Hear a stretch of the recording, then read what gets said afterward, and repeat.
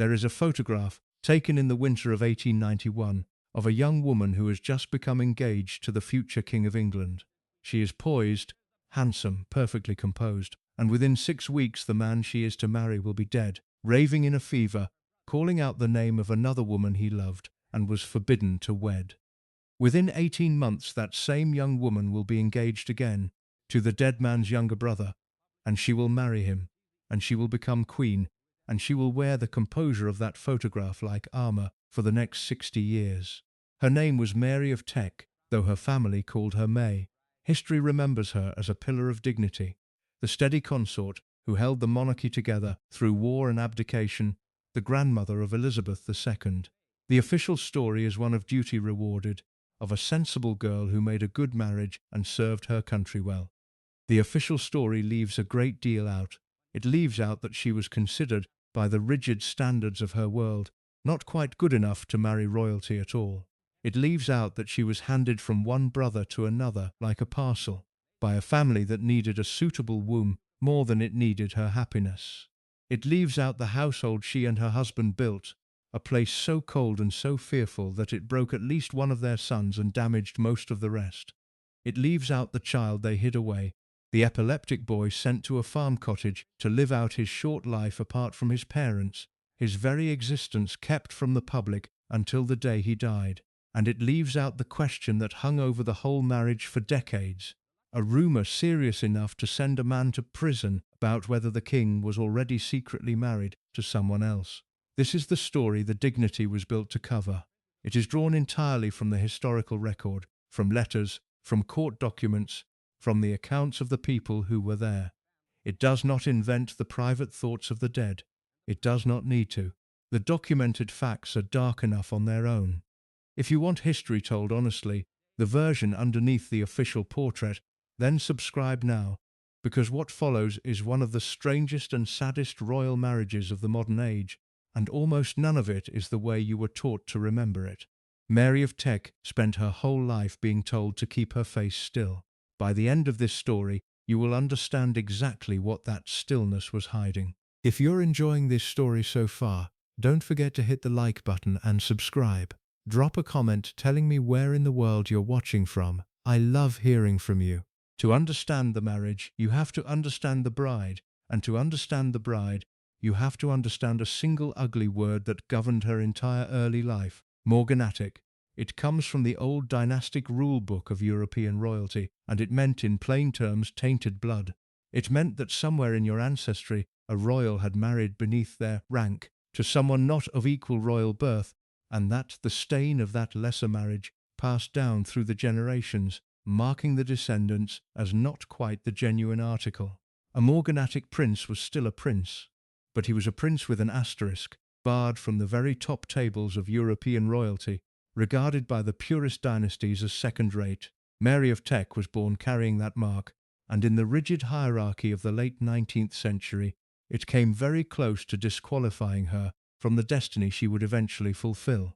She was born Princess Victoria Mary of Teck on the 26th of May, 1867, at Kensington Palace in London.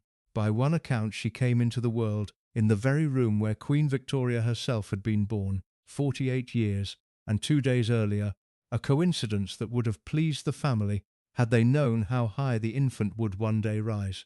The family called her May after the month of her birth, and the name stuck for the rest of her life among those who knew her well. On her mother's side, the blood could not have been better.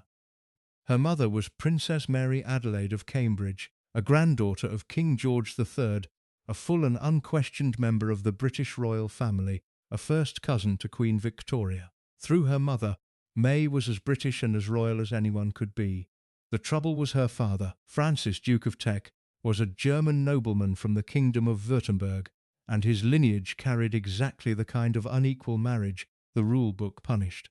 His father had married a Hungarian countess who was not of royal rank, and that union had rendered the whole Teck line morganatic in the eyes of the great courts. Francis held an impressive-sounding title, and almost nothing to go with it. He had no throne, no principality of any real substance, no fortune worth the name.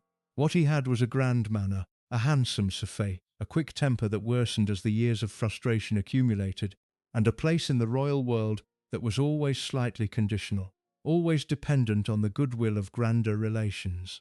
His children were princes and princesses, but they were Teck princes and princesses, and across the marriage markets of Europe that designation came with a quiet but unmistakable diminishment.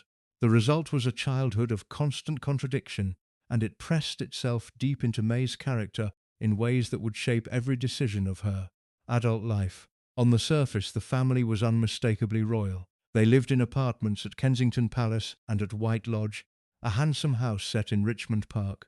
They were cousins to the reigning queen. May was raised inside the gilded machinery of Victorian royalty, taken to the right ceremonies, taught to curtsy to the right people, surrounded from birth by the rituals and the splendor of the most powerful monarchy on earth. But beneath that glittering surface, the Tecks were poor, and theirs was the particular grinding, humiliating poverty of people who have an exalted position to maintain and nowhere near the money to maintain it. They were royal in their obligations and shabby in their means, and the gap between the two was a source of perpetual strain. The chief engine of that financial disorder was May's mother, and the irony is that Mary Adelaide was, by all accounts, the most lovable member of the family. She was enormous both in body and in personality, a vast, warm, exuberant woman whom the public adored and the press nicknamed, with the casual cruelty of the age, Fat Mary. She was generous to a fault, and entirely beyond it. She gave to charities with money she did not possess. She entertained lavishly on credit. She was perpetually late, perpetually overspending, perpetually cheerful in the face of bills she had no means of paying. The people of London loved her precisely because she seemed so human and so warm, but her relations watched in despair as the debts climbed year upon year and the family's modest income vanished beneath them. She was kind, and she was beloved, and she was a financial catastrophe, and her daughter grew up cleaning up, in spirit if not in fact, the embarrassment she left in her wake. By the early 1880s the situation had become untenable, and the Tecks did something that genuinely shamed them in the eyes of their class. Buried under debt they could not service, they fled. They left England and went to live on the continent, where life was cheaper and where their creditors could not so easily reach them. They settled for a time in Florence, moving through a kind of dignified exile, dependent on the hospitality of relations and the lower cost of foreign living, a royal family reduced to economizing abroad like any other embarrassed household, trying to outrun its accounts. For a proud and observant girl in her teens, the experience was formative and it was painful. May saw up close exactly what happened when a royal family lost control of itself. She saw the whispers, the pity, the loss of standing, the way that disorder and excess could topple even people of the highest birth into something close to disgrace. But Florence gave her something too, and it would last her whole life. Surrounded by the art and architecture of the Italian Renaissance, with time on her hands and a serious, methodical mind, May educated herself in a way few princesses of her era bothered to. She developed a genuine and deep love of history, of art, of beautiful objects, of the past and its treasures. She read widely. She studied. She trained an eye that would later become famous and infamous as the most knowledgeable and acquisitive collector in the royal family. The years of exile, so humiliating in one sense, gave her a cultivation and a discipline that set her apart from the silly, frivolous princesses against whom she would later be measured and found superior. And so the contradictions of her upbringing resolved themselves into a particular kind of woman. Where her mother was loud, warm, chaotic, and undisciplined, May was quiet, reserved, controlled, and almost unnervingly self-possessed. She had inherited none of Mary Adelaide's recklessness and all of the lessons it taught. She grew up with a horror of disorder, of extravagance, of anything that might expose a royal family to ridicule.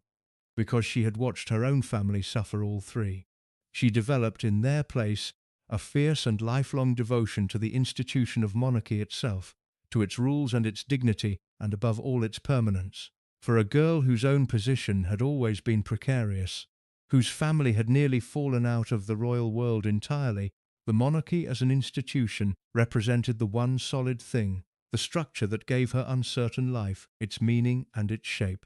She would spend her entire adult existence defending that structure with the devotion of someone who knew, from direct and painful experience, exactly how fragile it could be and what the alternative looked like. These qualities, forged in hardship, made her something the royal marriage market of the late 19th century was learning to prize. May was sensible. She was dutiful. She was discreet to the point of secrecy, dignified to the point of coldness, and entirely, reliably free of scandal. She had been shaped by adversity into precisely the kind of steady, controlled young woman who would never bring embarrassment to a dynasty. And at the very summit of that dynasty, there was an old woman watching closely, a woman with a serious problem to solve, who had begun to think that this overlooked Teck princess, asterisk and all, might be exactly the solution she needed.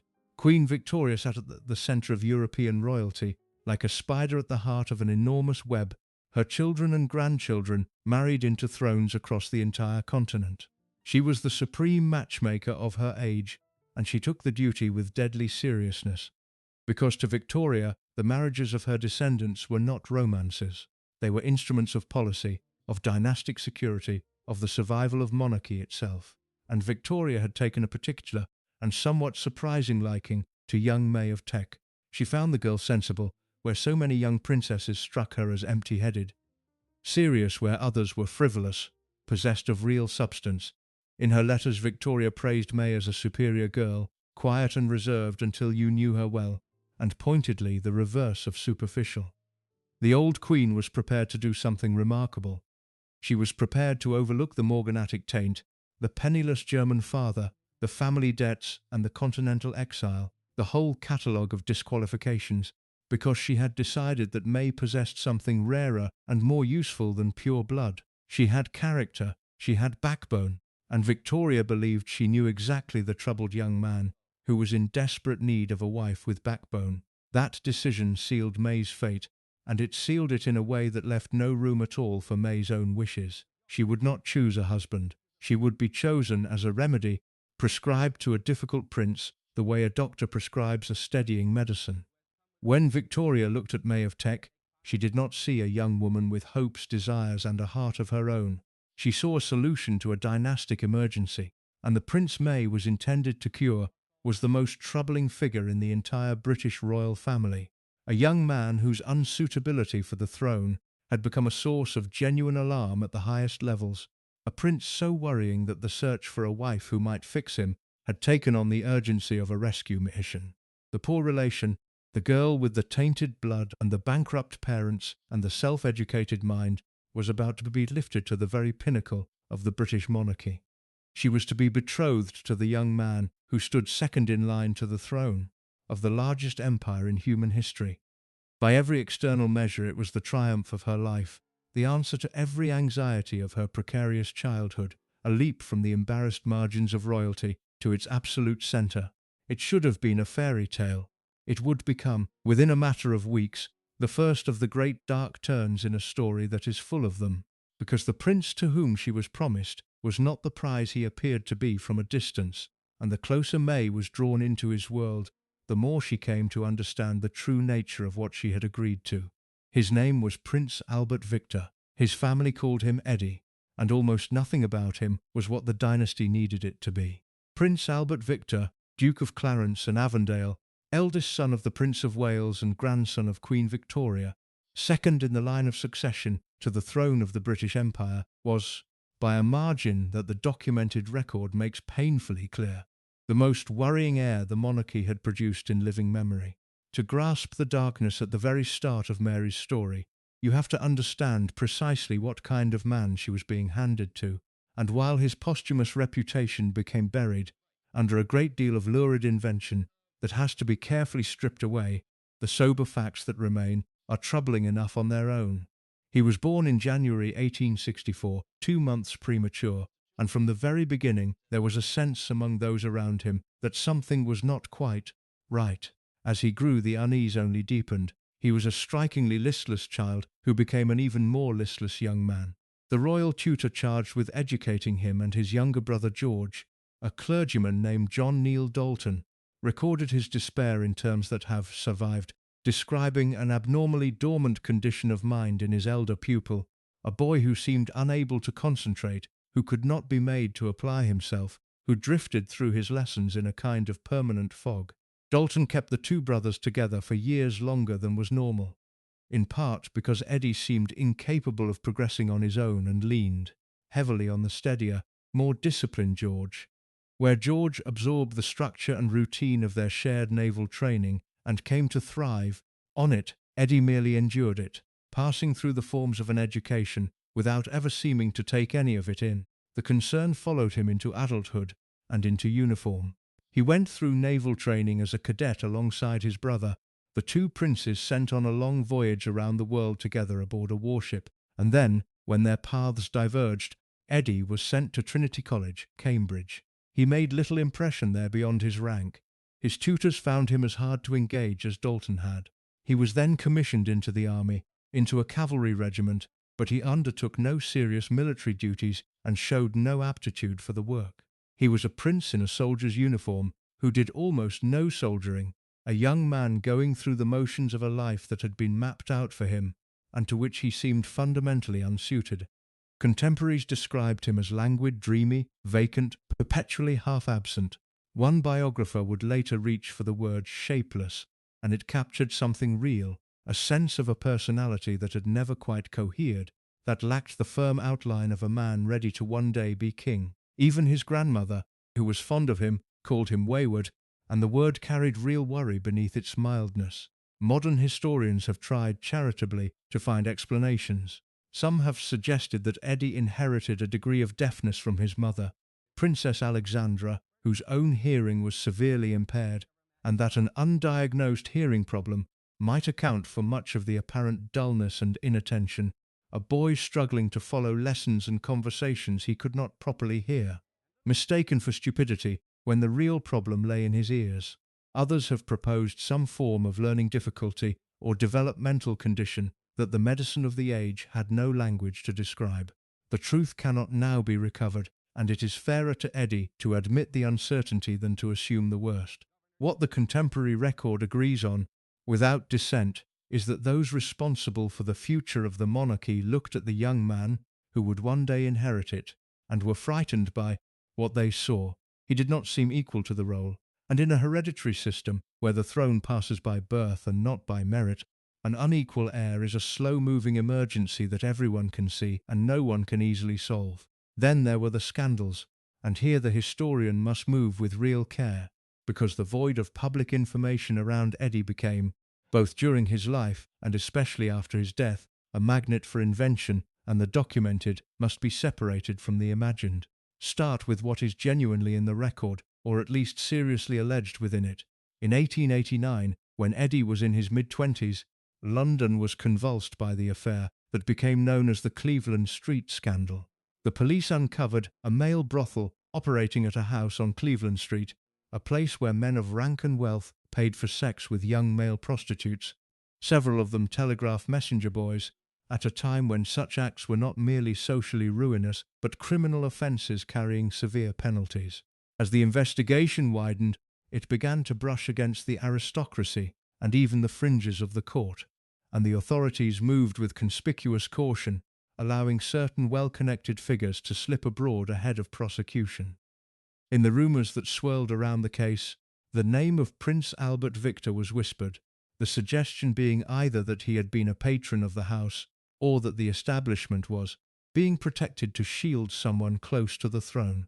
It must be stated plainly that no evidence ever publicly established Eddy's involvement, and the allegation may well have been entirely false, a piece of malicious gossip attached to a convenient and vulnerable royal target.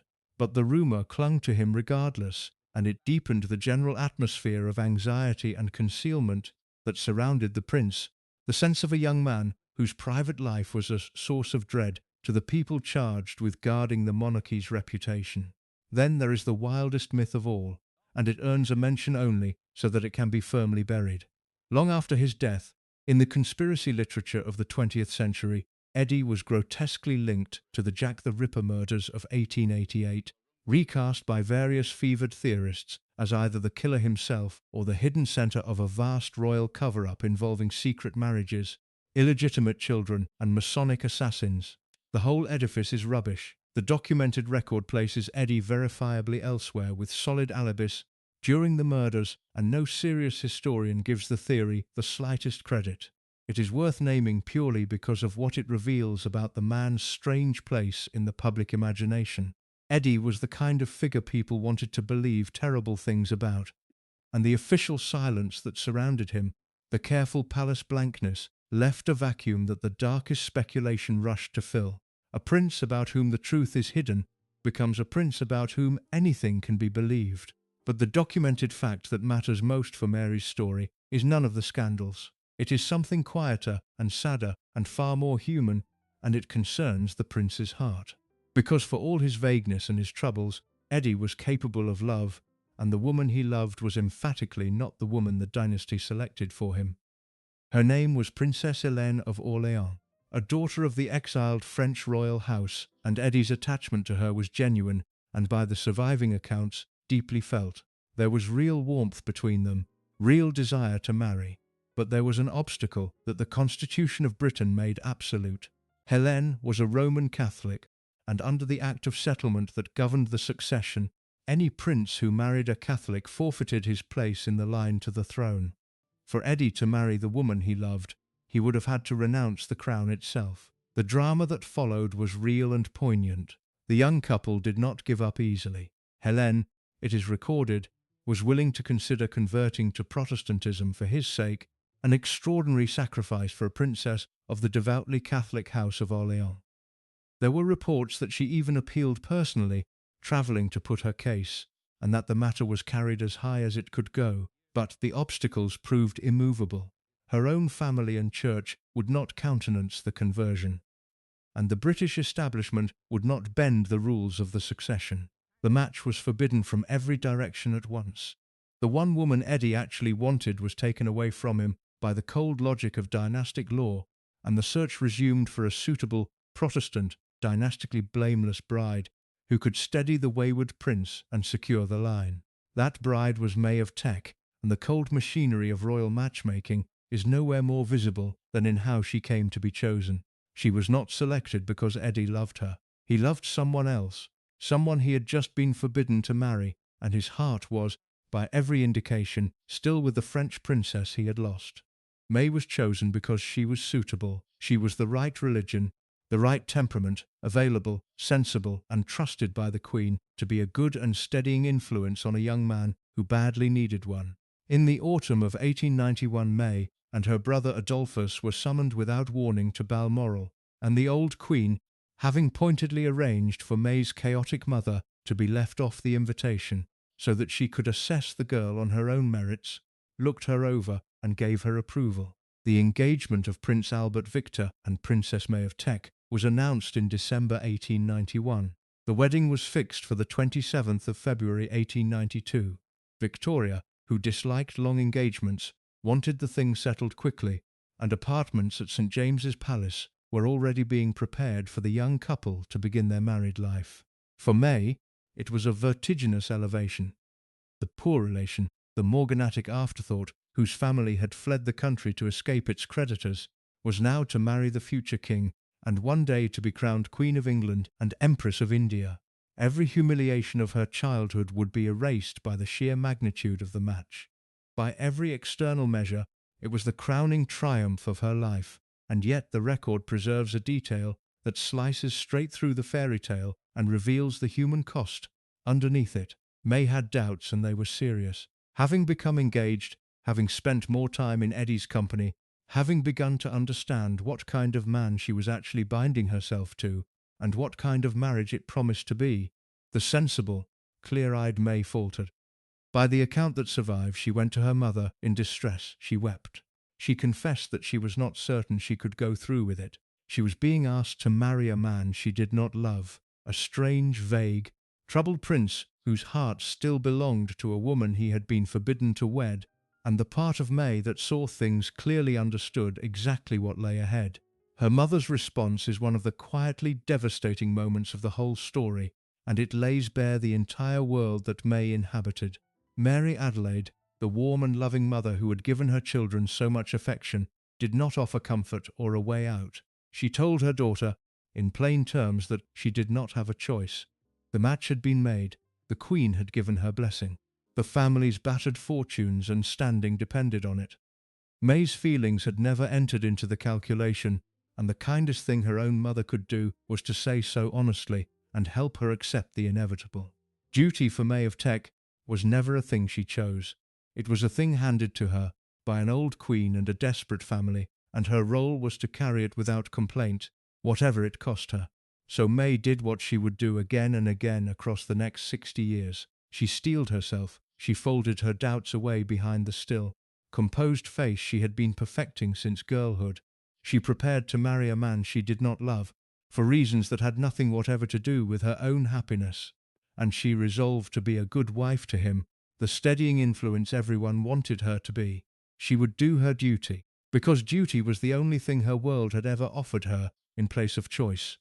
She never got the chance to keep that resolution. The wedding set for that February would never take place. Within weeks of the engagement, the strange and doomed prince at the center of the dynasty's fears would be dead, struck down with terrifying speed, and Mary of Teck, not yet a bride, would find herself something stranger and more desolate, a widow before she had ever been a wife. And the manner of Eddy's death, and above all the name he cried out in his final delirium, would cast a shadow across the very beginning of her story that the long decades of dignity to come would never entirely lift. The engagement that was meant to be the triumph of May's life lasted 6 weeks.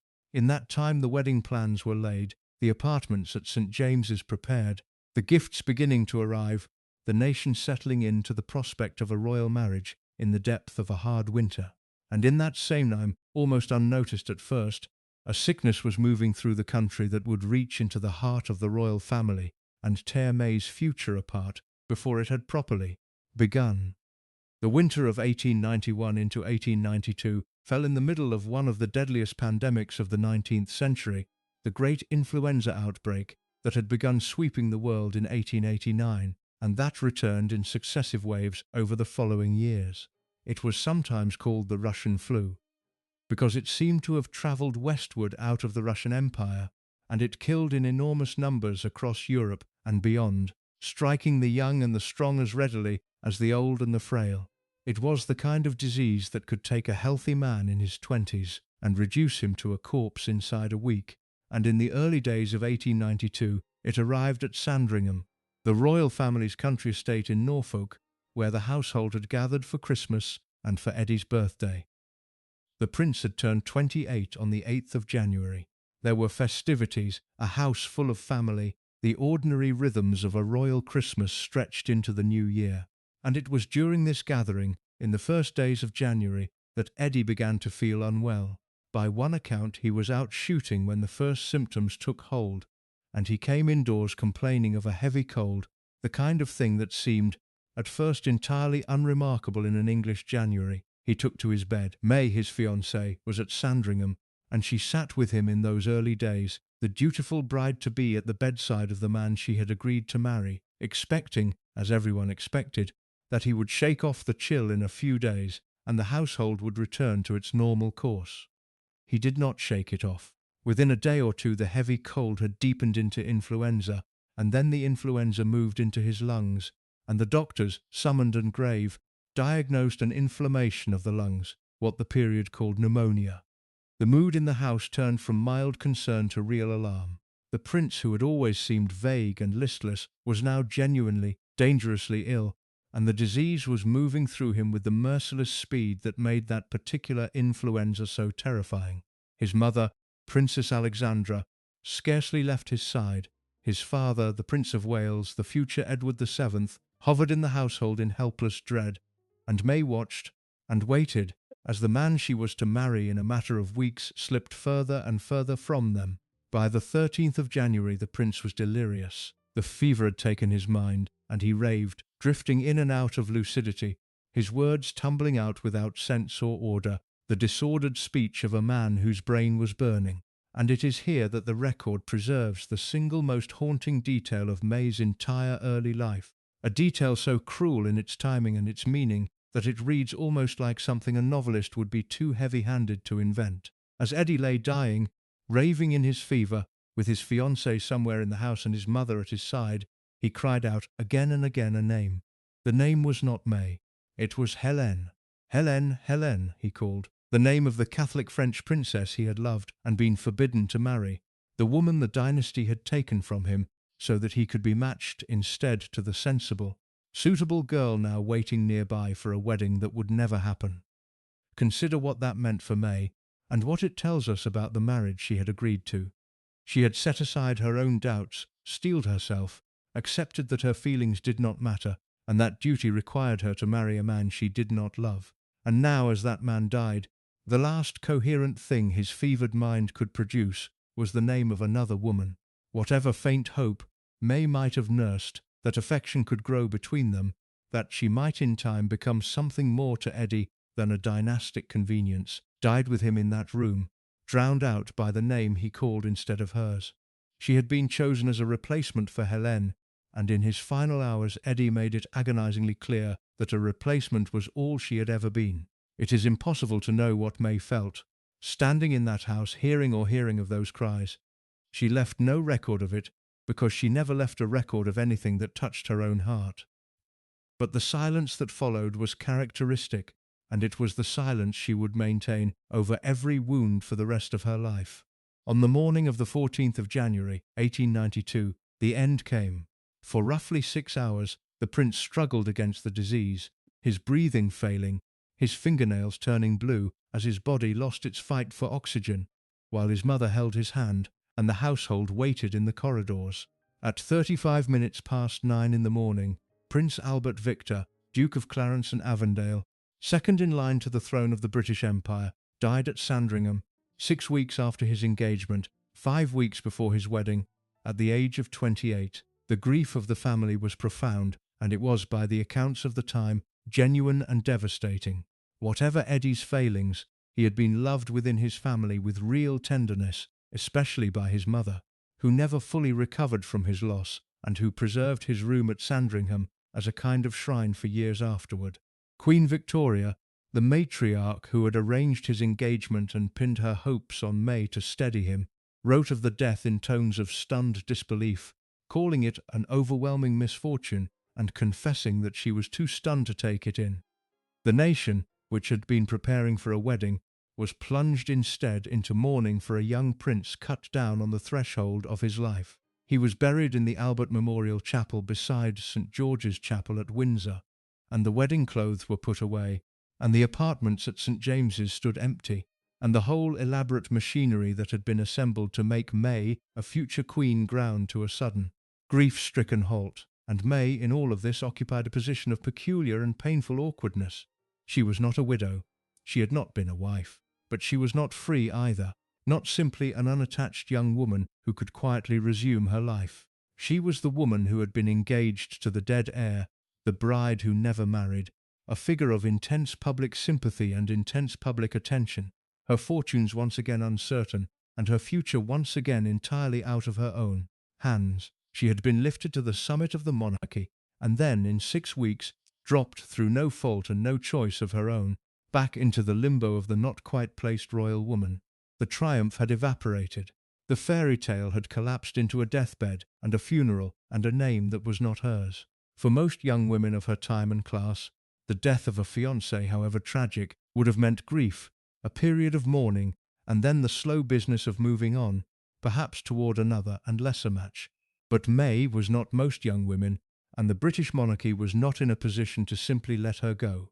Because the death of Eddy had not only ended an engagement, it had created a vacancy, a dynastic vacancy of the highest possible importance, and the cold logic that had selected May in the first place was about to reassert itself in a way that strikes the modern mind as almost grotesque. Eddy was dead, but Eddy had a brother. The next son of the Prince of Wales, the young man who now, by his brother's death, found himself suddenly and unexpectedly second in line to the throne, was Prince George, Duke of York. George had been the steadier, more disciplined of the two brothers all along, the one who had thrived in the navy where Eddy had merely endured it, the dependable second son who had never expected to inherit and had built his life around the assumption that the crown would pass through Eddy and Eddy's children, not through him. In a single morning at Sandringham, all of that changed. George was now the heir's heir, the future king, and the future king needed a wife, and he needed her soon. to secure the succession that his brother's death had thrown into doubt. And there, conveniently, tragically, was May. Sensible May, suitable May. The girl Queen Victoria had already vetted and approved, already judged to have the character and the duty and the steadiness that the monarchy required. The girl who had already been deemed fit to be the future queen, who had already been engaged into the family, who already knew its world and its rules and its expectations. The bride had been chosen and prepared, and then, by an accident of disease, separated from her intended groom. The obvious, the efficient, the dynastically rational solution presented itself almost immediately to the minds of the people who arranged these things. If May had been the right wife for one brother, why should she not be the right wife for the other? It is difficult to overstate how strange and how cold this is, viewed from any human angle.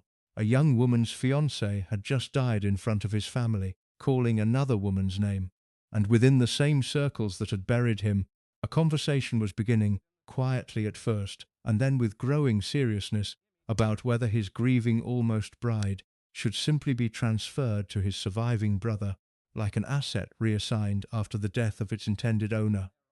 May was not consulted about her feelings any more than she had been the first time. The question was not whether May wished to marry George, or George to marry May, or whether either of them felt anything for the other beyond the shared awkwardness of two people thrown together by a death. The question was dynastic. The throne needed a queen. May was qualified. The matter was, in the language of the family, one to be handled with sensitivity and patience. But the direction of travel was clear from very early on. This is the second great dark turn of the story, and in some ways it is darker than the first, because the first was the work of disease and the second was the work of human calculation. Eddy's death was a tragedy. The decision to repurpose his bride was a strategy, and it placed May in a position of almost unbearable strangeness. She had to grieve, or at least to be seen to grieve, the man she had been engaged to, and at the same time she had to allow herself to be steered, slowly and with great care, toward his brother, the two of them encouraged to spend time together, to find comfort in their shared loss, to let common grief ripen, in the hopeful language of the courtiers, into something that could be presented to the public as a love match, rather than the dynastic reassignment it actually was. George, for his part, was no more the author of this than May. He too had been thrown by his brother's death into a future he had never wanted or expected. He had lost a brother he loved, and he had inherited, along with his grief, the crushing weight of a destiny he had not been raised to carry, and a sudden urgent obligation to marry and produce heirs. He was a shy, gruff, rigid young man, ill at ease with women, devoted to his mother, more comfortable with the order and routine of a ship than with the demands of courtship. The idea of marrying his dead brother's fiancée cannot have been simple for him either, freighted as it was with grief and guilt and the ghost of Ed hanging over everything. But the machine wanted the marriage, and the machine, in the world May and George inhabited, was stronger than any individual's reluctance. Slowly, over the months that followed Eddy's death, the two grieving young people were brought together, and the careful work of turning a dynastic necessity into a marriage began. How that strange, shadowed courtship unfolded, conducted under the watchful eyes of a family, with a throne to secure and over the unhealed grave of the brother who had stood between them, is the next turn in the story. Because the marriage that finally emerged from it, the union of George and May, would become one of the most consequential in British history, and it would carry, buried at its foundation, the grief and the calculation and the ghost from which it had been built. There is a kind of grief that the world allows you to feel, and a kind it quietly requires you to set aside, and in the 18 months after Eddy's death Mary of Teck had to perform both at once. She had to mourn the dead prince publicly, as the bride who never married, an object of national sympathy, and she had to allow herself, privately and then less privately, to be guided toward his living brother, so that the marriage the dynasty needed could be assembled from the wreckage of the one it had lost. No one wrote down what this cost her, because May never let anyone write down what anything cost her. But the bare sequence of events, stripped of sentiment, tells its own story, and it is not a comfortable one. In the immediate aftermath of the death, the idea of transferring May to George was not yet spoken aloud, at least not openly. There was a decent interval of grief to be observed, and there were other possibilities to be explored first. Because George, as the new second in line, was now a marriage prize in his own right, and the family considered the field. The most notable alternative was George's own first cousin, Princess Mary of Edinburgh, a granddaughter of Queen Victoria, young and lively and dynastically suitable. A tentative approach was made to Marie's parents in 1892, but the match came to nothing. Marie was steered firmly away from George by her mother, who had little love for the English court and other plans for her daughter, and the young princess, under that influence, rejected the proposal. The door that might have led George elsewhere closed, and the field narrowed, and the obvious candidate, the one already approved, already prepared, already grieving inside the family, came back into focus. It was Queen Victoria, the relentless matchmaker, who had never really let go of the idea. She had chosen May for Eddy because she believed in the girl's character, and Eddy's death had not changed her assessment of that character one bit.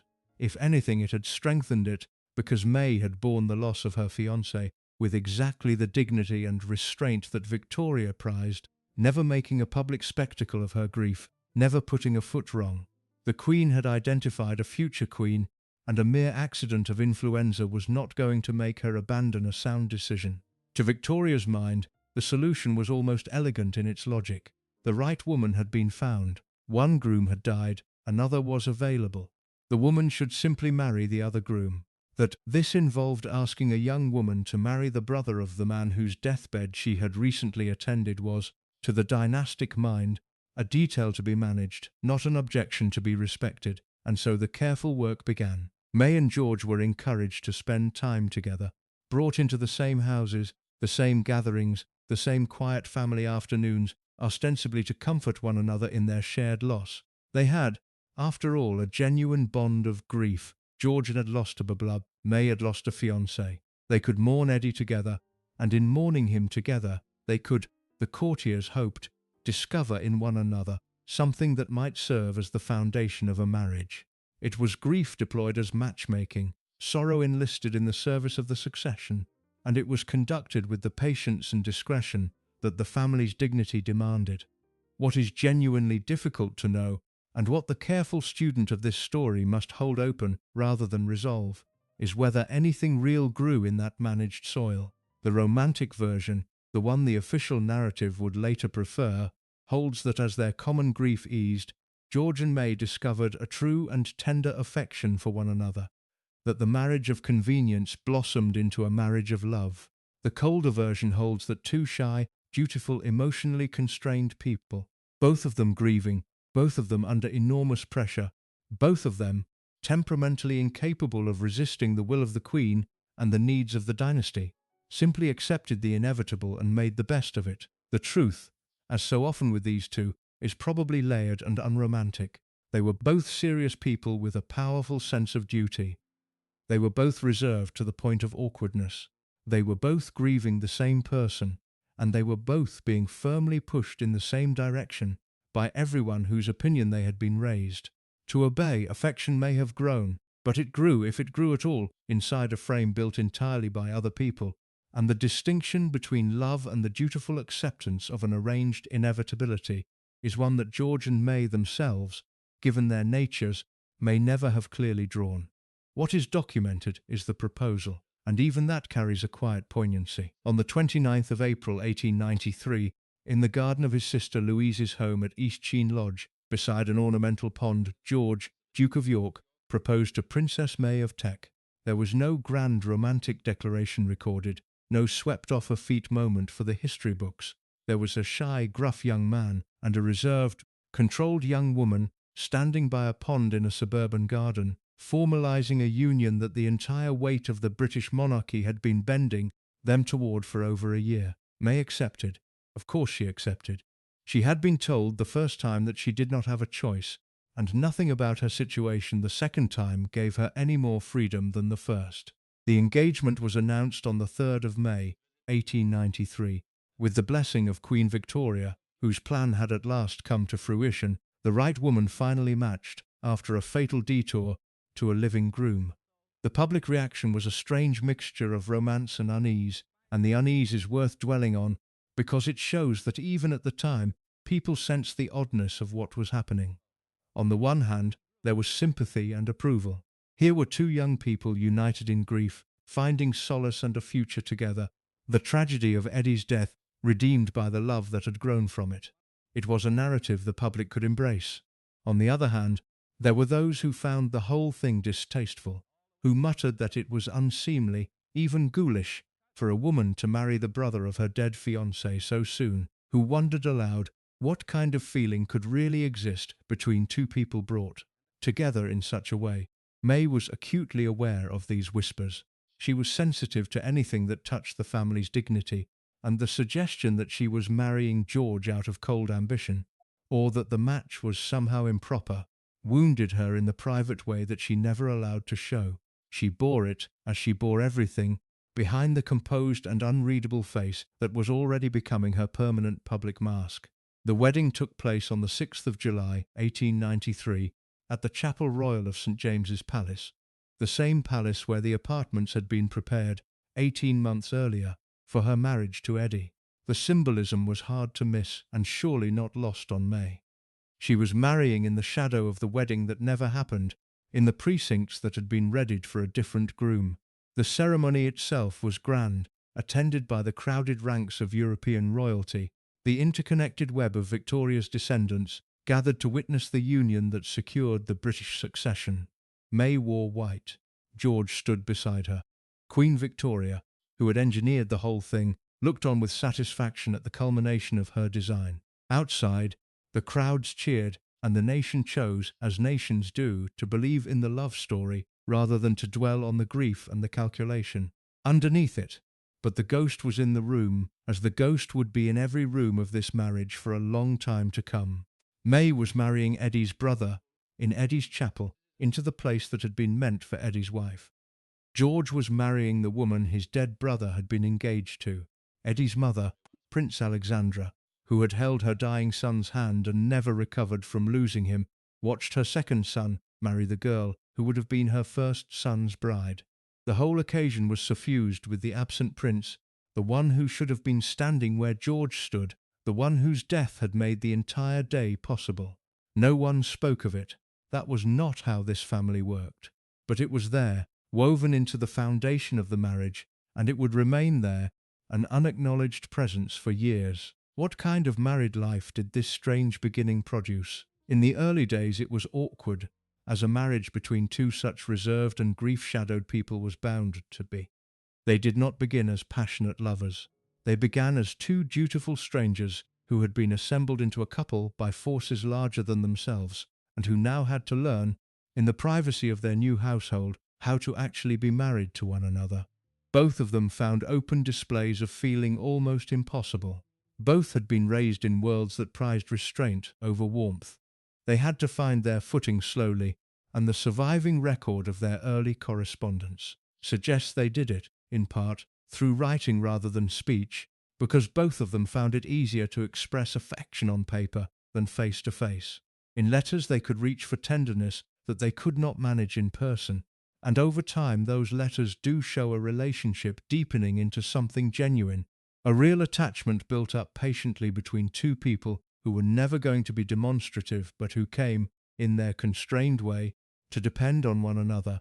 This is the kernel of truth in the official love story, and it should not be dismissed. George and May did, over the decades, develop a profound mutual reliance, a partnership of real and lasting solidity. He came to depend on her steadiness, her intelligence, her unshakable sense of duty, leaning on her in ways that grew more pronounced as the burdens of his position increased. She came to respect and support him with a loyalty that never wavered. By the standards of the dynastic marriages of their world, where infidelity and coldness and outright loathing were common, theirs was a success. George, notably and unlike his philandering father, never showed the slightest interest in any other woman.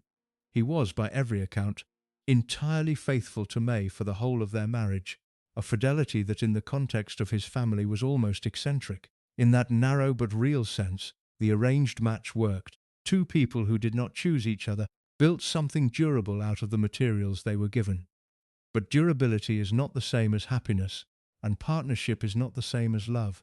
And the marriage that George and May built, however solid, was also, by every honest account, profoundly cold. The same restraint that allowed them to function as a royal couple made their home an emotionally frozen place.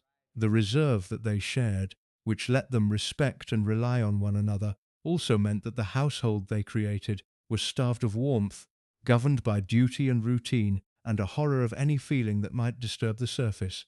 And this coldness, manageable enough between two adults who had chosen it or at least accepted it, would prove catastrophic when applied to the people who had no choice in the matter at all. Their children.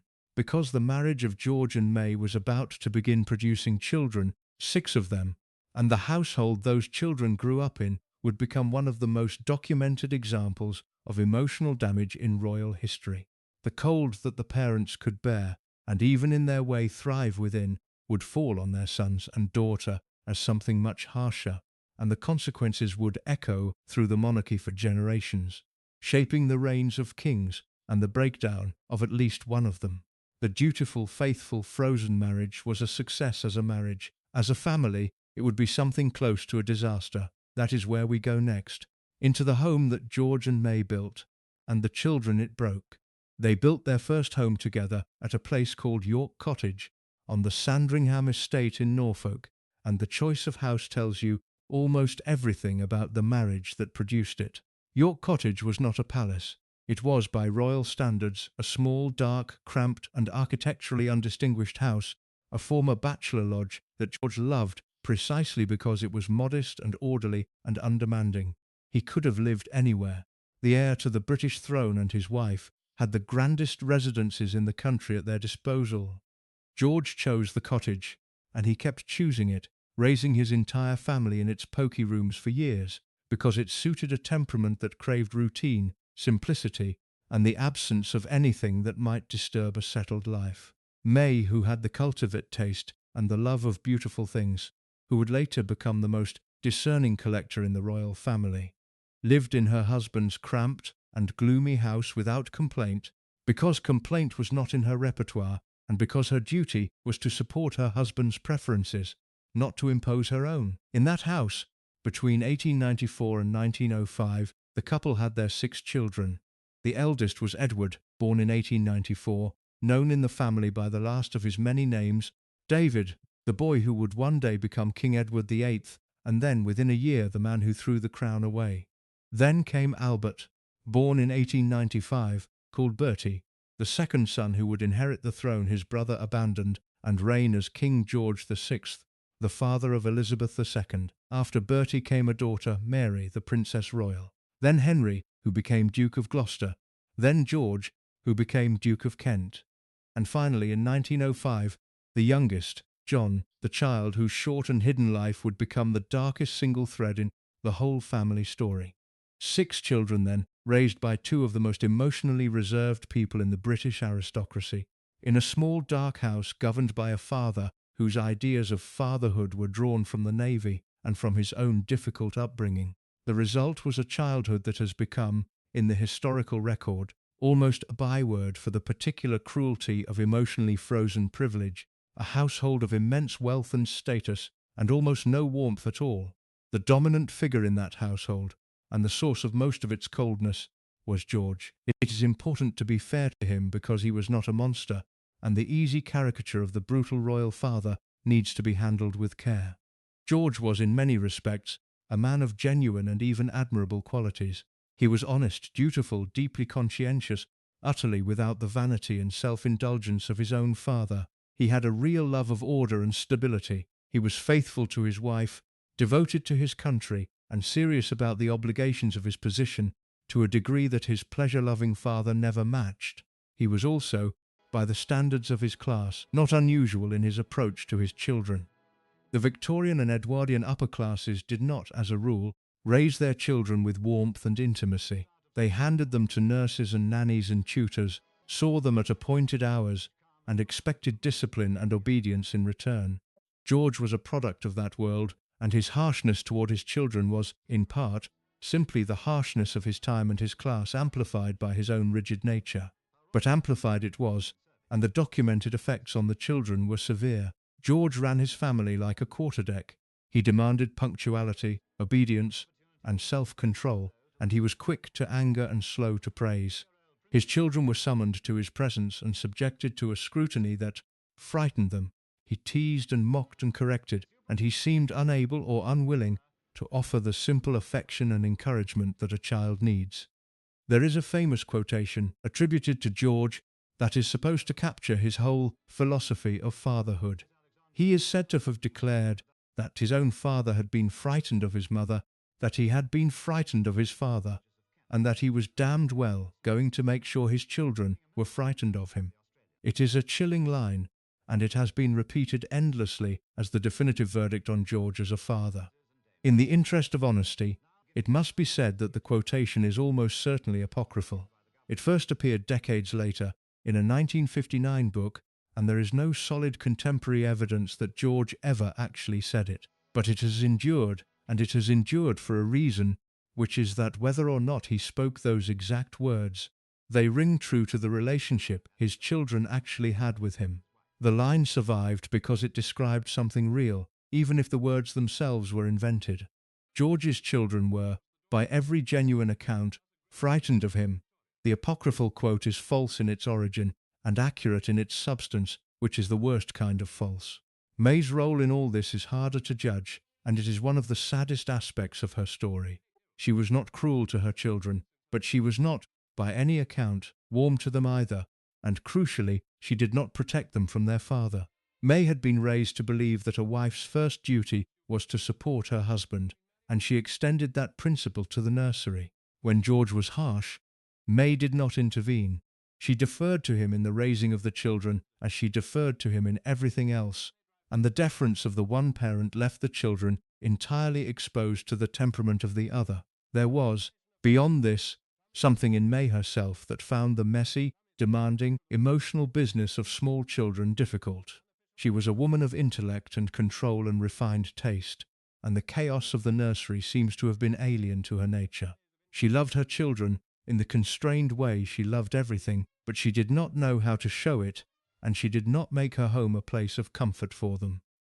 She was a distant mother married to a frightening father, and between the two of them they created, for their 6 children, a home that was materially gilded and emotionally barren. The damage showed itself differently in each child, and tracing it is one of the most revealing exercises in the whole story, because it lets you see the consequences of the marriage written into the lives of the people it produced. Consider Bertie, the second son, the future George VI. Bertie was a sensitive, nervous, easily frightened boy, and the cold and intimidating household fell on him with particular weight. He was naturally left-handed, and was forced to write with his right hand, a common cruelty of the period.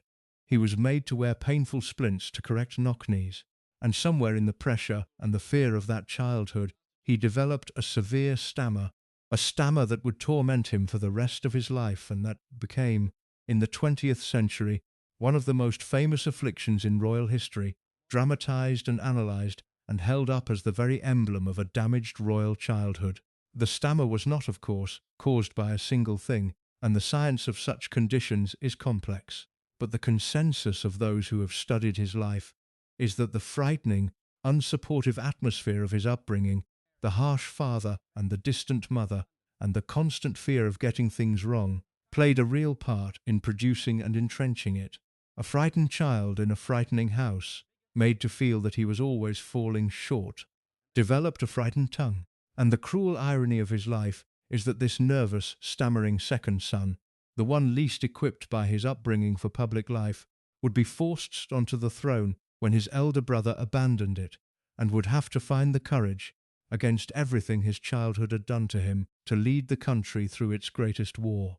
Consider David, the eldest, the future Edward VIII. David's damage took the opposite form, and it was no less destructive. Where Bertie turned his pain inward into anxiety and stammering, David seems to have turned his outward into a restless, charming, ultimately hollow rebellion against everything his cold and rigid father represented. He grew into a glamorous, popular, dangerously unmoored young man, desperate for the affection he had never received, drawn to unsuitable women who could give him the warmth and the attention his parents had withheld, and increasingly contemptuous of the duty and discipline that George worshipped. The seeds of the abdication, the great crisis that would eventually convulse the monarchy, when David threw away the crown for a twice-divorced American woman, were arguably planted in the loveless nursery of York Cottage. A boy starved of affection grew into a man who would sacrifice a throne for it. The household that prized duty above all else produced, in its eldest son, the one royal in modern history who placed his own desires above duty entirely, and it is hard not to see in that the recoil of a child who had been given far too much duty and far too little love. The other children carried their own marks. The daughter, Mary, grew into a dutiful, retiring woman who escaped the worst of the attention. Henry and George, the third and fourth sons, found their own ways through, though George, Duke of Kent, would lead a turbulent private life and die young in a wartime air crash. And then there was John, the youngest, the child for whom the coldness of the household would have the most extreme and the most heartbreaking consequences of all. The boy who would be removed from the family altogether and hidden from the world. His story is dark enough to require its own telling, and we will come to it. But step back for a moment from the individual children and look at the pattern, because the pattern is the point. Here was a marriage, arranged from grief and calculation, between two people incapable of warmth, who built a home governed by fear and duty and emotional silence, and out of that home came a generation of damaged children, a stammering king, an abdicating king, a procession of sons marked in various ways by the absence of love. The marriage of George and May was, as a dynastic institution, a tremendous success. It was faithful, stable, durable, and it secured the succession through two future kings. But as a family, as a place where children were meant to grow up loved and secure, it was a quiet catastrophe, and the catastrophe was a direct product of the very qualities that made the marriage work. The restraint that held George and May together was the same restraint that froze their children out. The duty that bound the parents to the throne was the same duty that left the son starved of affection. The strengths of the marriage and the failures of the family were not separate things. They were the same thing, seen from two different angles. May, watching her children grow up nervous and unhappy under their father's cold authority, did not change course. She could not. To intervene would have been to challenge her husband, to disturb the order she had been raised to preserve, to admit that something in the gilded structure was wrong. So she kept her face still, as she always did, and supported George, as she always did, and let the damage accumulate, generation feeding into generation, the frightened father producing frightened children who would in their turn struggle to be anything else. It is the most ordinary kind of tragedy, the kind that happens in unhappy families everywhere, distinguished here only by the fact that the family in question sat at the head of an empire, and that its private coldness would shape the public history of a nation. There was one more shadow gathering over the marriage in these years, and it was a stranger and more sinister one than the chill of the nursery. It was a rumour, a whisper that had begun even before the wedding, and that would grow, over the years, into something serious enough to land a man in prison. The rumour held that George, before he ever married May, had secretly married another woman entirely, and that his marriage to May was therefore no marriage at all, but a bigamous fraud, and his children illegitimate. It sounds like the wildest kind of gossip, but it was taken seriously enough to be tested in a court of law, and the story of that trial, and what it reveals about the secrets and the fears running beneath the surface of this outwardly solid marriage, is the next dark turn in the tale. Every marriage has its private fears, the things never spoken aloud, the doubts that live underneath the surface.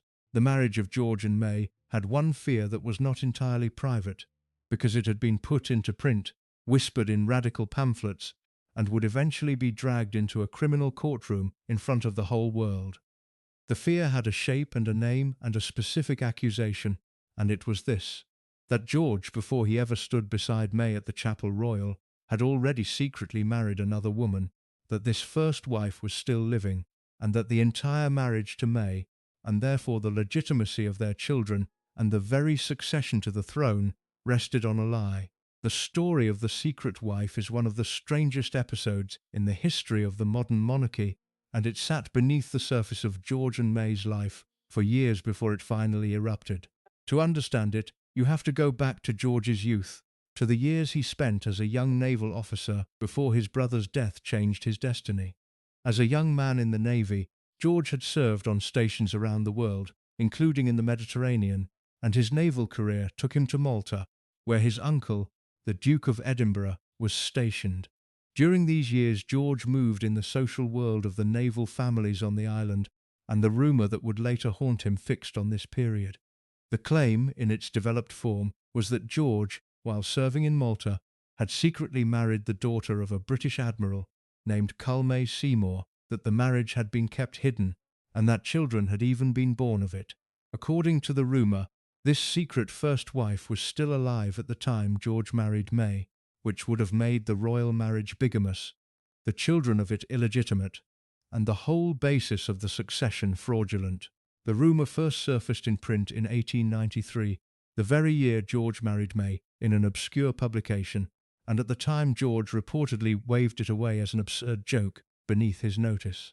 It was the kind of thing that circulated on the radical fringes among the Republicans and the anti-monarchists, who delighted in any story that might embarrass the crown, and a busy young prince with a new wife had little reason to dignify it with a response.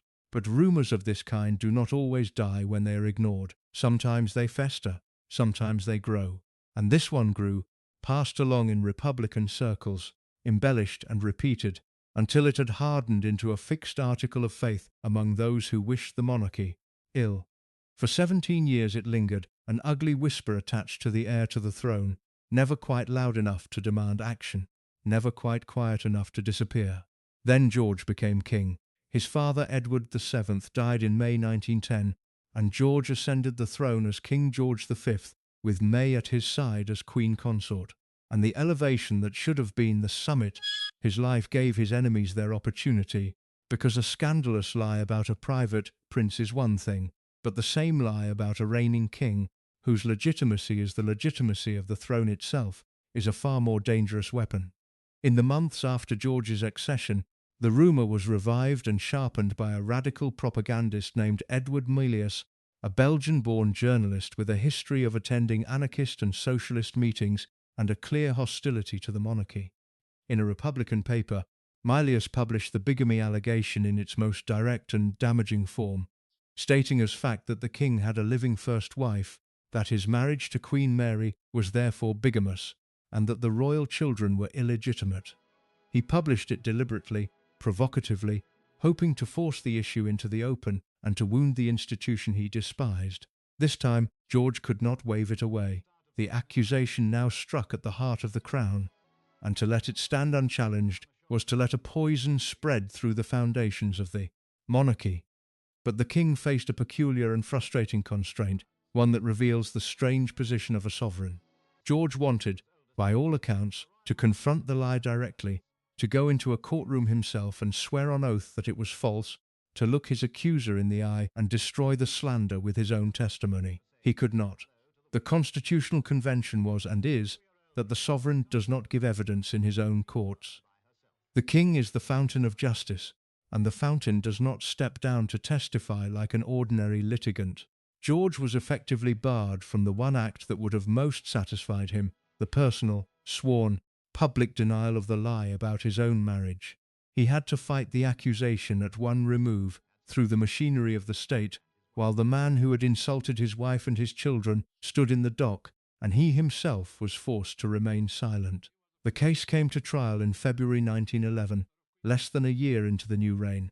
Edward Milius was prosecuted for criminal libel, the gravest form of the offence, the kind that could send a man to prison. And the trial, though Milius tried to turn it into a Republican spectacle, was a comprehensive demolition of the rumour.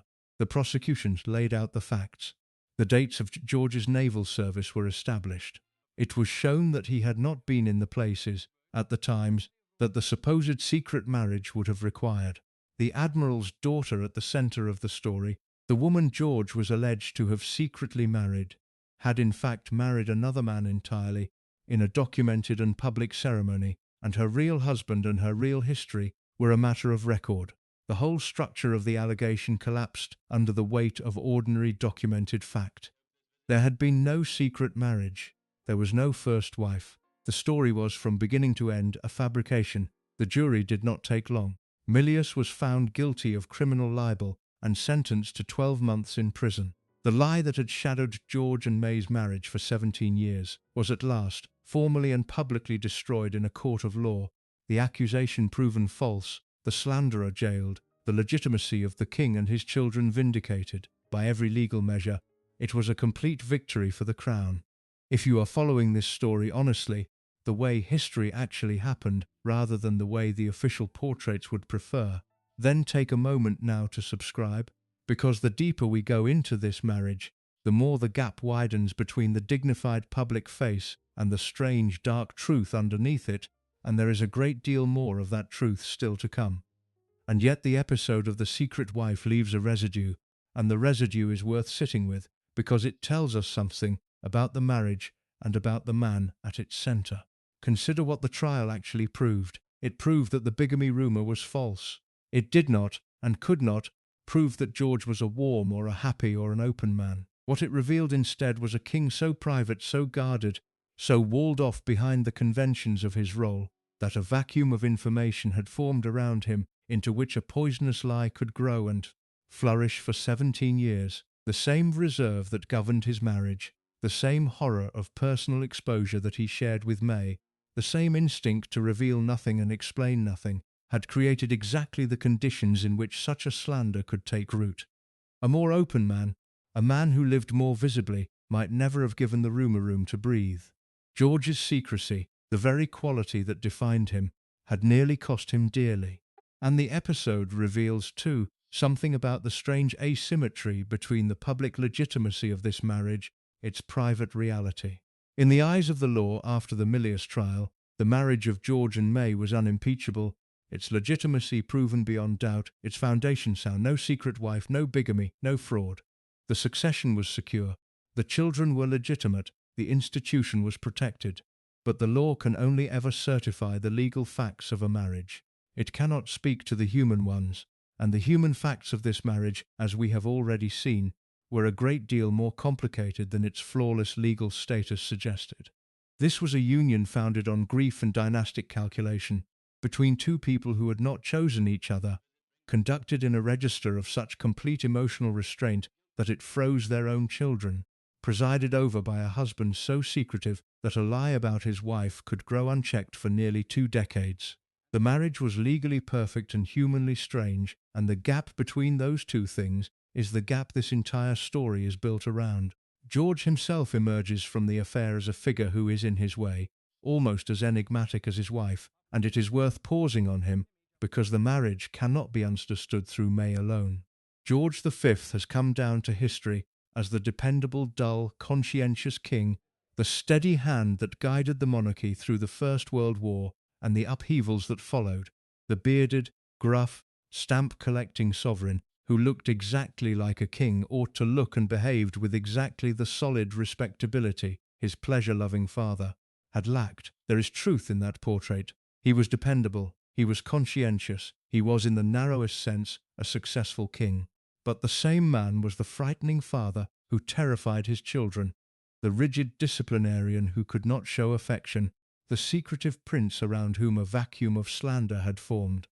He was faithful to May with a constancy that was genuinely admirable, and he was cold to her and to their children with a chill that did real and lasting harm. He was like his wife, a contradiction, a man of real virtues and real damage, bound together so tightly that you cannot separate the one from the other. What did the secret wife affair do to May herself? As always, she left no record of her feelings, but the situation she endured is not hard to imagine. She had to sit as queen while a public trial examined the question of whether her marriage was real, whether she was truly a wife or merely the victim of a bigamous fraud, whether her children were legitimate or illegitimate. She had to maintain her composure while her most intimate status dragged through a courtroom and the newspapers. For a woman whose entire identity was built on dignity and on the legitimacy of her place in the royal order, the public airing of a suggestion that her marriage was a sham must have been a particular kind of torment. And she bore it, of course, the way she bore everything, in silence, behind the still face, supporting her husband, defending the institution, giving the world nothing of what she felt. The same discipline that had carried her through Eddy's death and the strange transfer to George and the cold years at York Cottage carried her through this too. Mary of Teck had become by now a woman almost entirely made of self-control, a fortress of composure built over decades to contain whatever lay inside. The marriage survived the secret wife scandal, as it survived everything, intact and dignified on the surface, whatever churned beneath. And George and Mary settled into their reign, king and queen of the largest empire in history, the picture of solid royal respectability. But the household they had built carried within it not only the chill that had damaged their elder children, but one specific, hidden tragedy that they kept from the world entirely, a tragedy so carefully concealed that the public did not learn the full truth of it until the boy at its center was dead. There was a sixth child, the youngest, the one we have not yet properly met. His name was John, and what happened to him is the darkest and most heartbreaking secret of this entire marriage. Every marriage has its private fears, the things never spoken aloud, the doubts that live underneath the surface.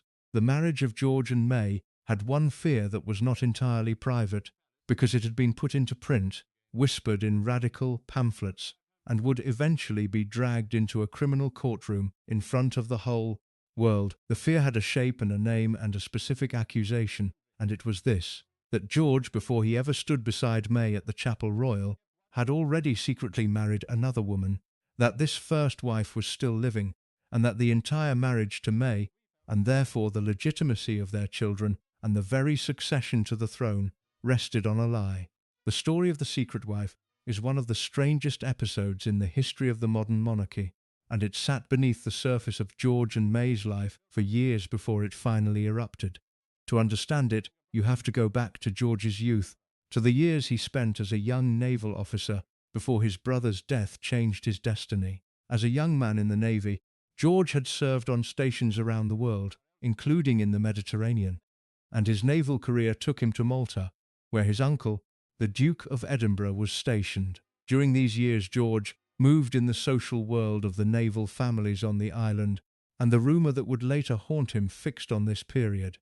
The claim in its developed form was that George, while serving in Malta, had secretly married the daughter of a British admiral named Culmer Seymour, that the marriage had been kept hidden, and that children had even been born of it.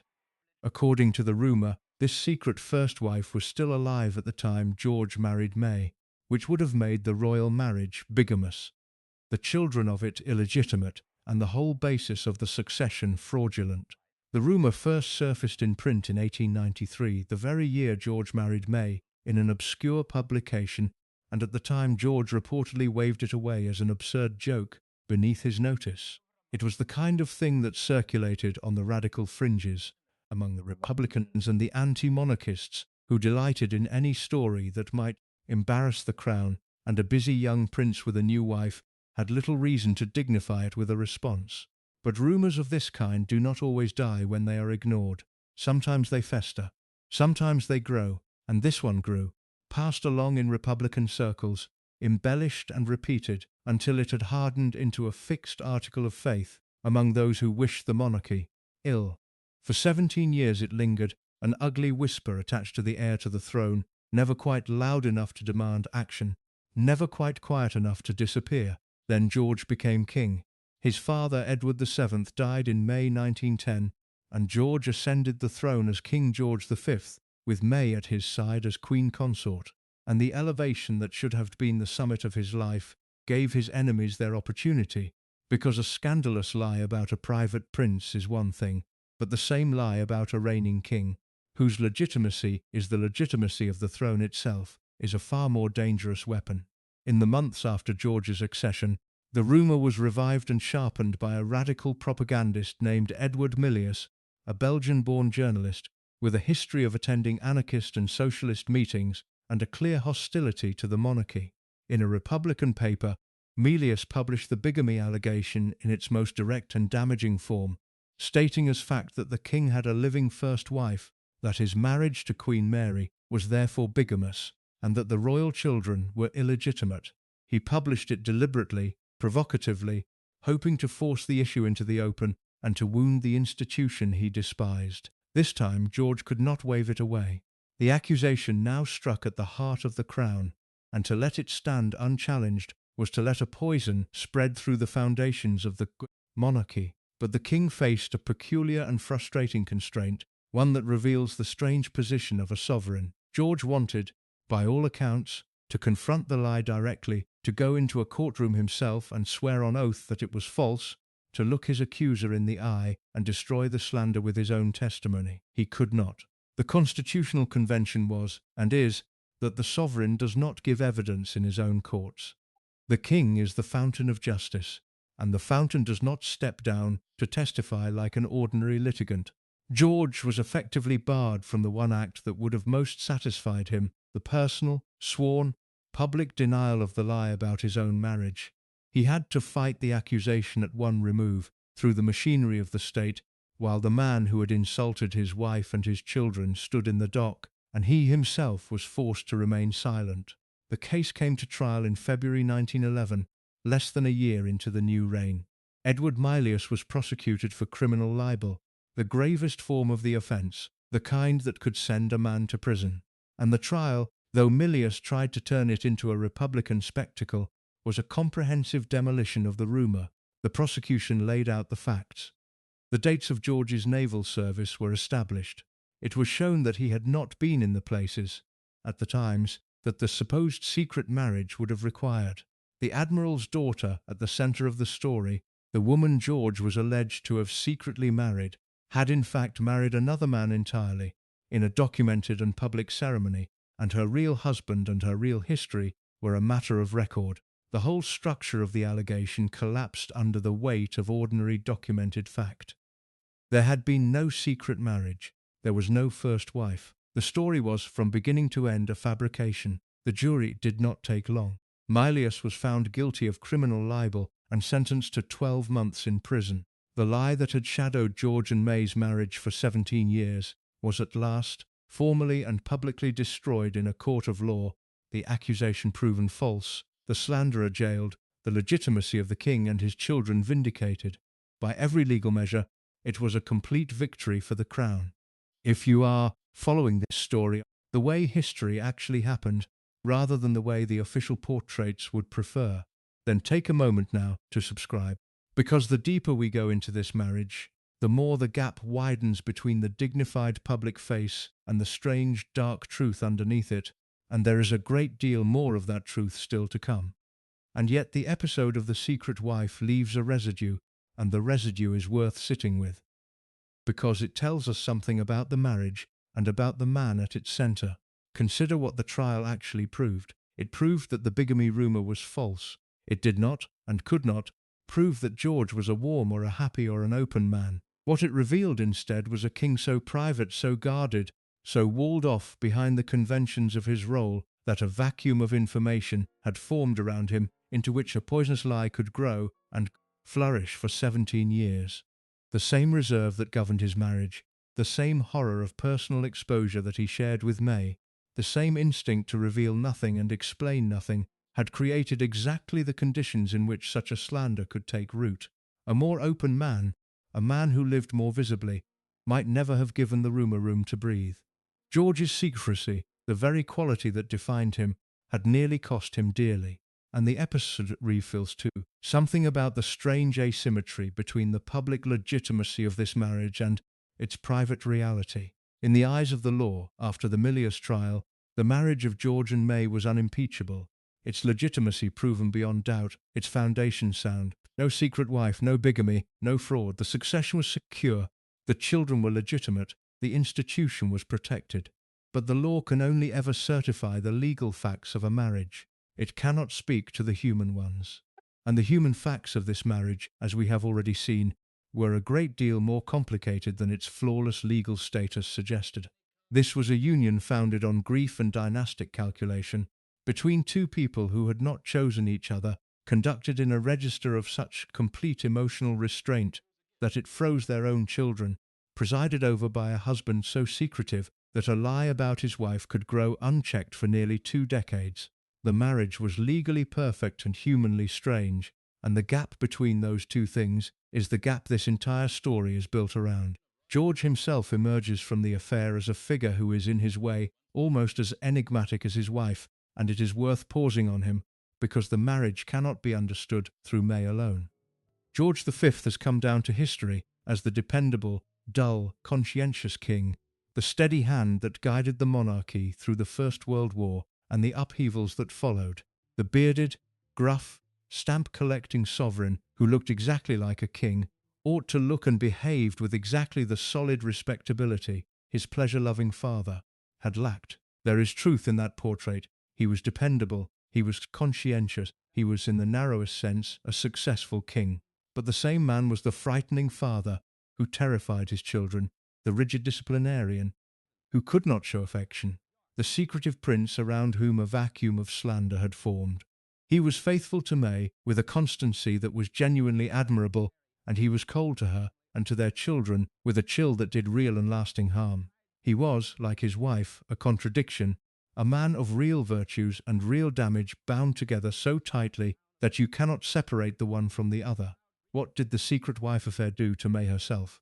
As always, she left no record of her feelings, but the situation she endured is not hard to imagine. She had to sit as queen while a public trial examined the question of whether her marriage was real, whether she was truly a wife or merely the victim of a bigamous fraud, whether her children were legitimate or illegitimate. She had to maintain her composure while her most intimate status was dragged through a courtroom and the newspapers.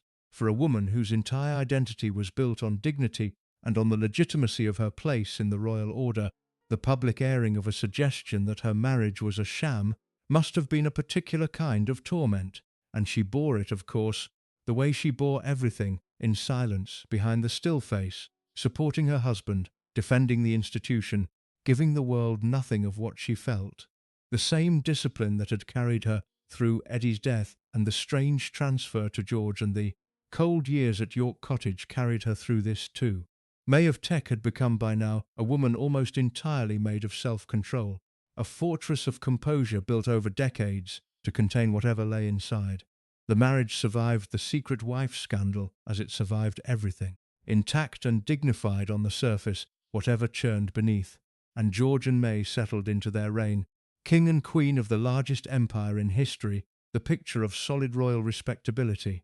But the household they had built carried within it not only the chill that had damaged their elder children, but one specific, hidden tragedy that they kept from the world entirely, a tragedy so carefully concealed that the public did not learn the full truth of it until the boy at its centre was dead. There was a sixth child, the youngest, the one we have not yet properly met. His name was John, and what happened to him is the darkest and most heartbreaking secret of this entire marriage. On the 6th of May 1910, King Edward VII died, and in that moment the shy, gruff Duke of York became King George V, and the morganatic poor relation, the bride who had been transferred from a dead brother, the woman whose legitimacy would soon be tested in a courtroom, became Queen Mary, consort of the King Emperor, the most senior royal woman in an empire that covered a quarter of the globe. The girl whose family had fled the country to escape its creditors now stood at the very summit of the world's grandest monarchy. And here, in the role of queen, the long decades of self-suppression and discipline and swallowed grief finally found their purpose, because the strange, cold, controlled woman that life had made of Mary of Teck turned out to be almost perfectly designed for the part of queen consort. The coronation took place on the 22nd of June, 1911, at Westminster Abbey, the ancient ritual of anointing and crowning that had marked the accession of English monarchs for the better part of 1,000 years. Mary was crowned alongside her husband, the two of them raised together into the sacred office of the crown. It was for Mary the fulfillment of the destiny that Queen Victoria had marked out for her 20 years earlier, the destiny that had survived the death of one groom and the transfer to another, the destiny she had been chosen for because of her character and her duty. The poor relation was now an anointed queen, and one of her children was not there to see it. Prince John, the epileptic youngest son, was kept away from the coronation, the first great public mark of his coming exclusion, the family already beginning to hide him, even as it celebrated its own elevation. The grandeur of the coronation and the quiet absence of the hidden child are two faces of the same family, and it is worth holding them together, the triumph and the concealment side by side, because that is what this monarchy actually was. Later that same year, the new king and queen travelled to India for an event of staggering imperial pomp, the Delhi Durbar of December 1911. There, before the assembled princes and peoples of the Indian Empire, George and Mary appeared in person as Emperor and Empress of India, crowned and enthroned in a spectacle designed to display the full majesty of British imperial power. Mary, draped in jewels, played her role with a flawless dignity that was becoming her signature. She looked every inch the Empress. Whatever lay beneath the surface, the grief and the coldness and the hidden sun, the surface itself was magnificent, and Mary had become a master of the surface. She understood, perhaps better than anyone, that the monarchy was theatre as much as it was government, that the dignity of the institution depended on the dignity of the people who embodied it, and she gave that dignity without fail, year after year, in a performance so complete that it became indistinguishable from the woman herself. This is the great paradox of Mary as queen, and it is essential to understanding her. The very qualities that made her a cold wife and a distant mother made her a superb consort. Her emotional restraint, so damaging in the nursery, became on the public stage an unshakable composure that nothing could disturb.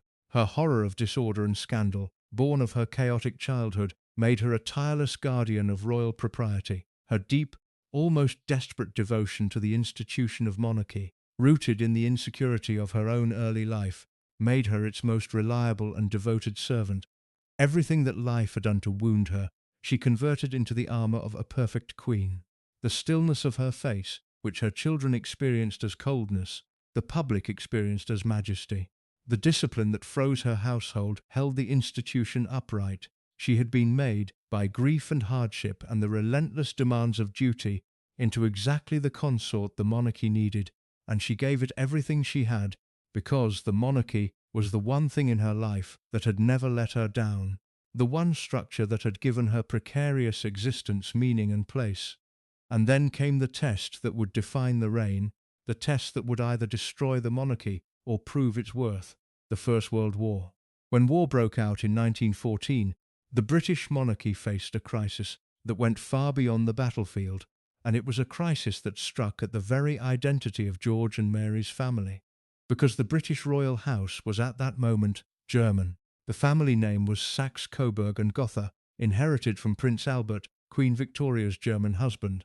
George V was a first cousin of Kaiser Wilhelm II, the German emperor, whose armies were now killing British soldiers by the hundreds of thousands in the mud of France and Belgium. Mary herself was, through her father, of German descent, a princess of Teck, with German relations and a German name in her own ancestry. As the war ground on, and the casualties mounted, and anti-German feeling in Britain rose to a fever, the royal family found itself in an agonizing position. The King Emperor of the British, the symbol of the nation's resistance to Germany, bore a German name and German blood, and the public was beginning to notice. If you're hooked on this story, make sure to subscribe and turn on notifications so you never miss an upload. Your support means everything and helps me bring you more emotional stories like this one.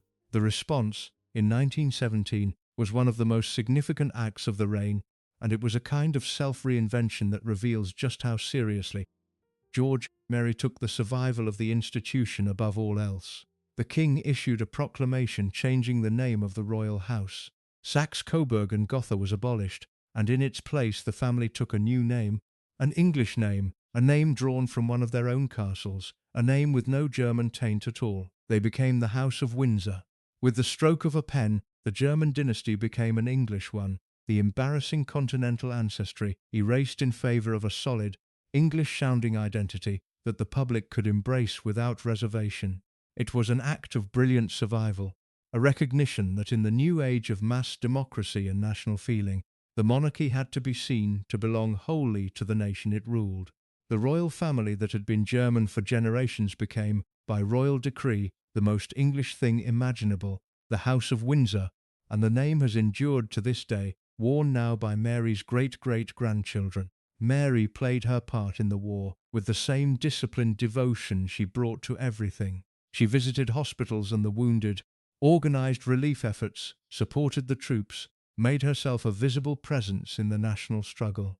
She was not warm in the way that some royal women have been warm, not a natural comforter who could melt the hearts of suffering men with a touch. That was never her gift, and it never would be.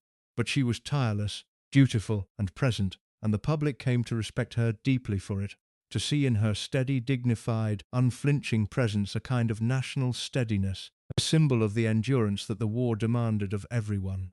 She was not loved as her granddaughter-in-law Diana would later be loved, with passion and tenderness. She was respected, admired, relied upon, the way you rely on a fixed and solid thing that does not change. And in a time of chaos and loss, that fixedness was its own kind of gift to the nation. The war also brought the family its private griefs, woven into the public catastrophe.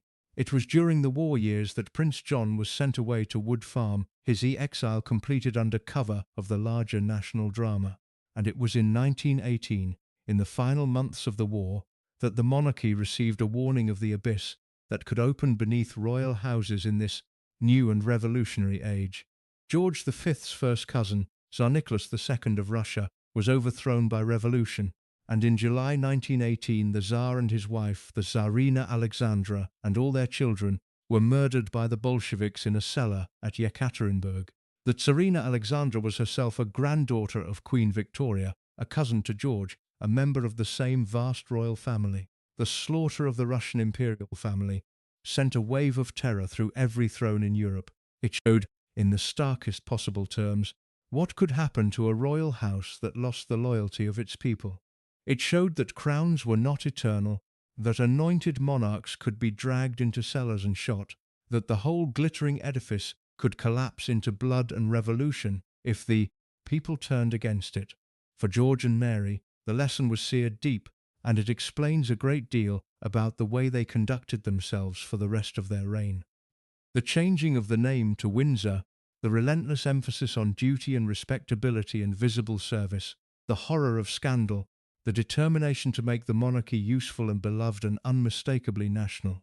All of it was, in part, a response to the example of Russia, a deliberate strategy of survival in an age that had shown it could destroy kings. Mary, who had always believed in the institution with the fervour of someone who knew how fragile royal fortunes could be, now had the most vivid possible confirmation of her instincts. The monarchy had to earn its survival every day through dignity and duty and the careful cultivation of public loyalty, because the alternative was the cellar at Yekaterinburg, and no one understood that or embodied it more completely than Queen Mary. By the end of the war, the British monarchy had survived, and it had survived in no small part because of the way George and Mary had remade it into a solid, dutiful, visibly national institution that the British people could rally around even as the empires of their continental cousins crumbled into revolution. The reign that had begun under the shadow of a bigamy trial had steered the crown through the greatest war in history and out the other side, battered but intact, transformed but enduring. George and Mary had become, in the public mind, the very embodiment of monarchy, the bearded king and his dignified queen, the fixed point at the centre of a changing world, figures of stability and continuity that an exhausted nation could lean on, and Mary, in particular, had completed her transformation. The frightened girl, the transferred bride, the woman made of swallowed grief, had become Queen Mary, a figure of granite dignity, instantly recognizable, magnificently composed, the very image of what a queen consort should be. The armour she had built over a lifetime was now complete, and it was indistinguishable from the woman inside it. No one could see the grief any more. No one could see the cost. They saw only the queen upright and serene and unbreakable, and that was exactly what Mary had spent her whole life learning to let them see. But there was a price for all that armour, and it showed itself in the strange, controlling, acquisitive habits that came to define Mary's private character in these years, habits that reveal what happens to a person who has spent a lifetime denying herself everything she feels. The queen who could deny herself all warmth and all emotion turned out to be unable to deny herself one thing, and the pursuit of that one thing became, over time, the closest she ever came to letting the iron control slip. That is where we go next, into the private obsessions of Queen Mary and the cost of a life lived entirely behind a mask. There is a story, repeated often enough to have become part of her legend, that captures the strangest and most revealing trait of Queen Mary's private character. She would visit a great house, the home of some aristocratic family, and in the course of the visit her eye would fall on some beautiful object, a piece of furniture, a porcelain figure, a jewel, a painting, and she would admire it. She would admire it openly, and at length, and she would keep admiring it, returning to it, praising it, lingering over it, making her appreciation of the object so insistent and so unmistakable that the unfortunate owner, a subject of the crown as with the obvious longing of their queen, would feel compelled to offer it to her as a gift, and Mary would accept. This happened so often, and the pressure she applied was so well understood, that aristocratic families across Britain learned to hide their most treasured possessions before a royal visit, locking away the things they could not bear to lose, lest the Queen see them and the terrible unspoken transaction begin. It is, on the surface, an almost comic trait, the great dignified Queen as a kind of royal magpie, charming and nagging her subjects out of their heirlooms. But underneath the comedy there is something genuinely revealing. And to understand Mary fully you have to take this acquisitiveness seriously, because it was the one place where the iron self-control of her life cracked open, the one appetite she could not master. And what it reveals about her is both poignant and a little disturbing. Mary was, first and most respectably, a genuine and serious collector, one of the most knowledgeable the royal family has ever produced. The self-education of her youth, those years in Florence surrounded by Renaissance art, had given her a real and deep expertise in furniture, in jewels, in miniatures, in the decorative arts, in the history of the royal collections themselves. She knew more about the contents of the royal palaces than almost anyone, and she devoted enormous energy to tracking down objects that had once belonged to the crown and been dispersed over the centuries, buying them back, reassembling collections that had been scattered, restoring to the royal family things it had lost. In this she did genuine good, and her expertise was real and admired. She was not merely greedy, she was a scholar of objects, with a connoisseur's eye and a historian's sense of where things belonged. But the collecting shaded, over time, into something more compulsive and less attractive, and the contemporaries who knew her recorded it with a mixture of amusement and unease. She paid above the market price for jewels she wanted, acquiring, for instance, the magnificent jewels of the Dowager Empress Marie Feodorovna of Russia, and the famous Cambridge emeralds, paying whatever it took to bring the pieces she coveted into her possession.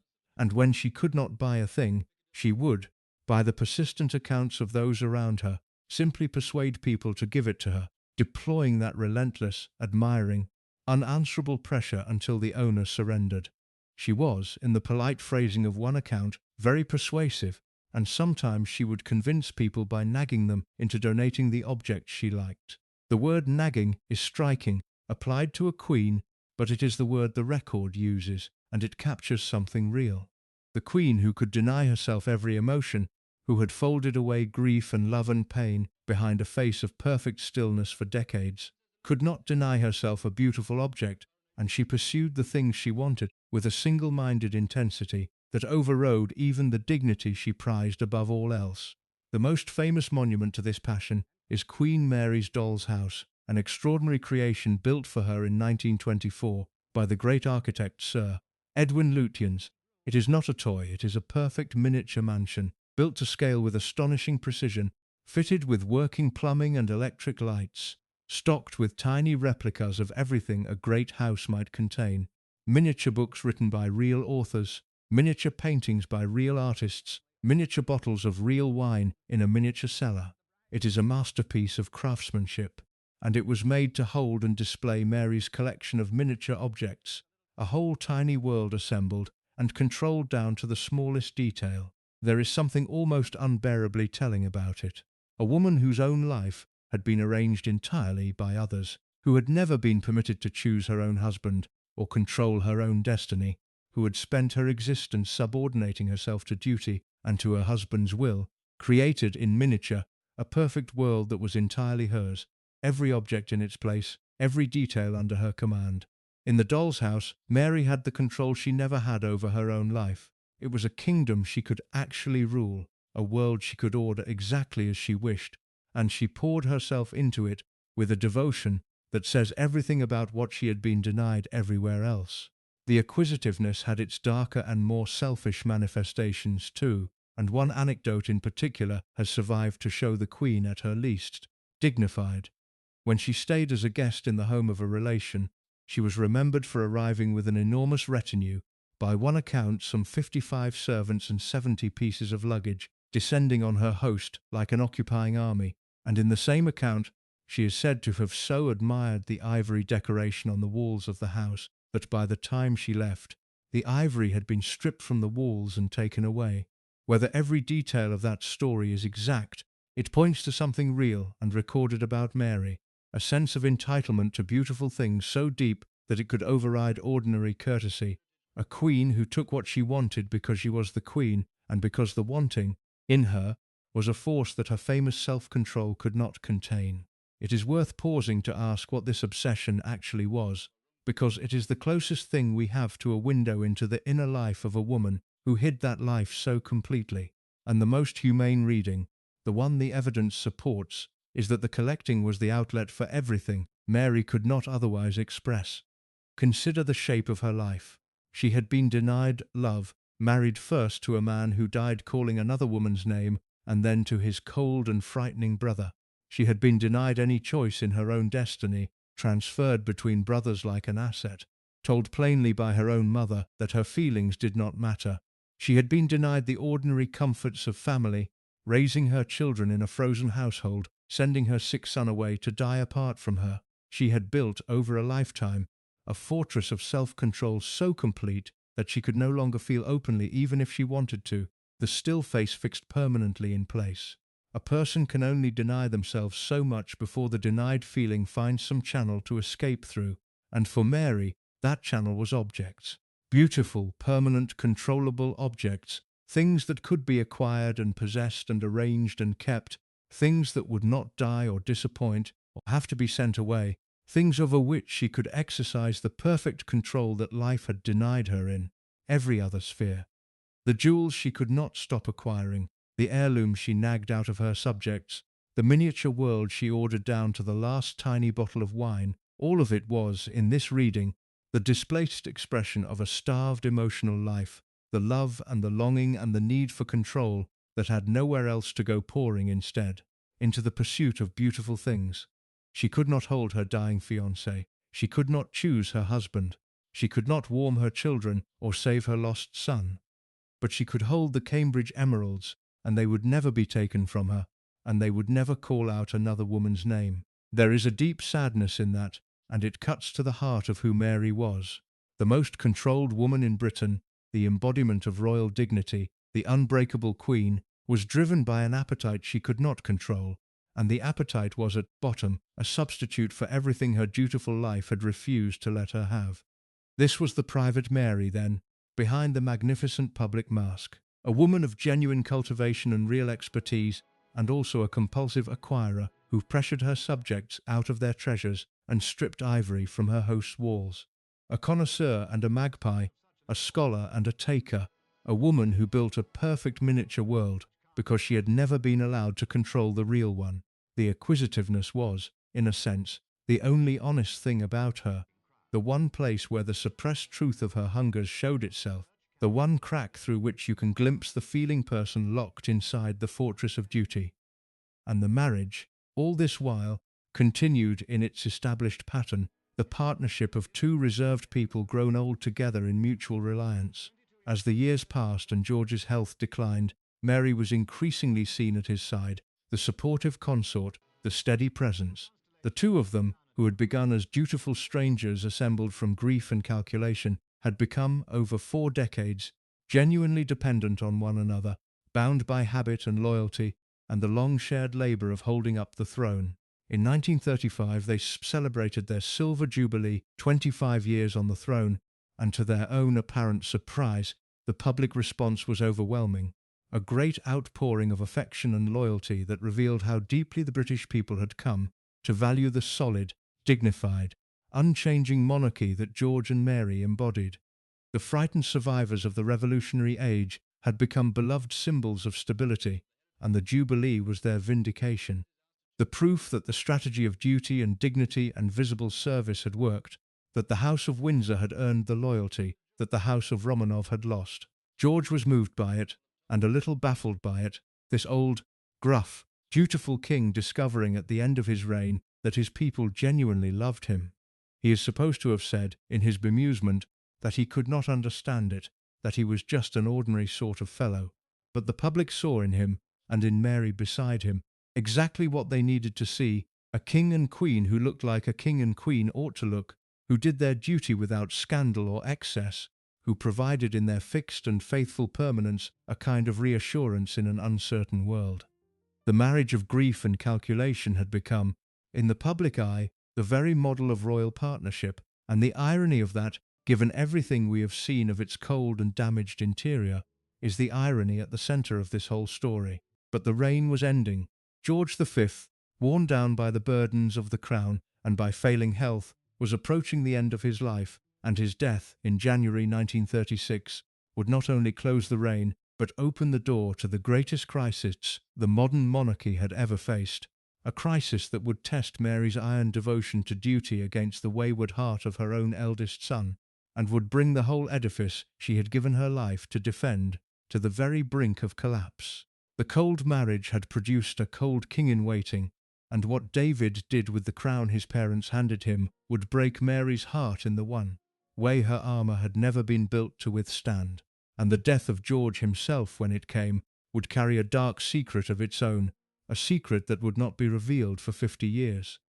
King George V died on the night of the 20th of January 1936 at Sandringham, the estate where he had spent so much of his life, in the same corner of Norfolk where his brother Eddy had died 44 years earlier, and where his hidden son John lay buried in the little churchyard nearby. The official account was simple and dignified. The king had been in declining health for years, worn down by a serious lung condition that dated back to the First World War and aggravated by a lifetime of heavy smoking, and in his final days he sank peacefully toward death, surrounded by his family, slipping away in the quiet of the night. The nation was told that the king's life was moving peacefully to its close, a phrase that became famous, broadcast and printed across the country, an image of a good king dying a good death in the bosom of his family. Mary, the devoted queen, was at his side to the end, and when he was gone, she performed, immediately and without hesitation, the gesture that defined her entire understanding of monarchy. She took the hand of her eldest son, David, now King Edward VIII, and she kissed it, the old queen bowing to the new king, duty enacted in the very moment of her grief. It was a perfect image of royal continuity, the crown passing seamlessly from one reign to the next, the widow honouring her son as sovereign even as she mourned her husband. That was the official story, and for 50 years it was the only story. The reality, when it finally emerged, was darker, and it stands as one of the most genuinely shocking revelations in the modern history of the monarchy. In 1986, half a century after the king's death, the private diaries of his physician, Lord Dawson of Penn, were made public, and they revealed that George V had not simply slipped peacefully away. He had been helped to die. Lord Dawson, the royal doctor who attended the king in his final hours, recorded in his own hand that as the king lay dying, with the end clearly near but its exact timing uncertain, he, the physician, had taken a deliberate decision to hasten the death. He administered to the dying king a lethal combination of morphine and cocaine, a dose calculated to end his, and he did so, by his own written account, for 2 reasons. The first was to spare the king a prolonged and undignified final struggle, but the second reason is the one that has shocked posterity ever since. Dawson timed the king's death deliberately so that the announcement could be made in the respectable morning newspapers, in particular the Times, rather than in what he regarded as the less appropriate evening papers. The royal physician killed his king, in part to meet a newspaper deadline, to ensure that the death of the sovereign was announced in the dignified pages of the morning press rather than the vulgar columns of the evening editions. It is difficult to fully absorb the coldness of that. The King Emperor of Britain, the head of the world's largest monarchy, was hastened to his death by his own doctor, without his knowledge or consent, partly for the sake of a newspaper's schedule. And it cast the famous dignified death, the peaceful close, the kissed hand, the seamless succession, in an entirely different and far more sinister light. The whole beautiful image of George's good death was, it turns out, partly stage-managed, the timing engineered, the reality concealed behind a screen of decorous fiction.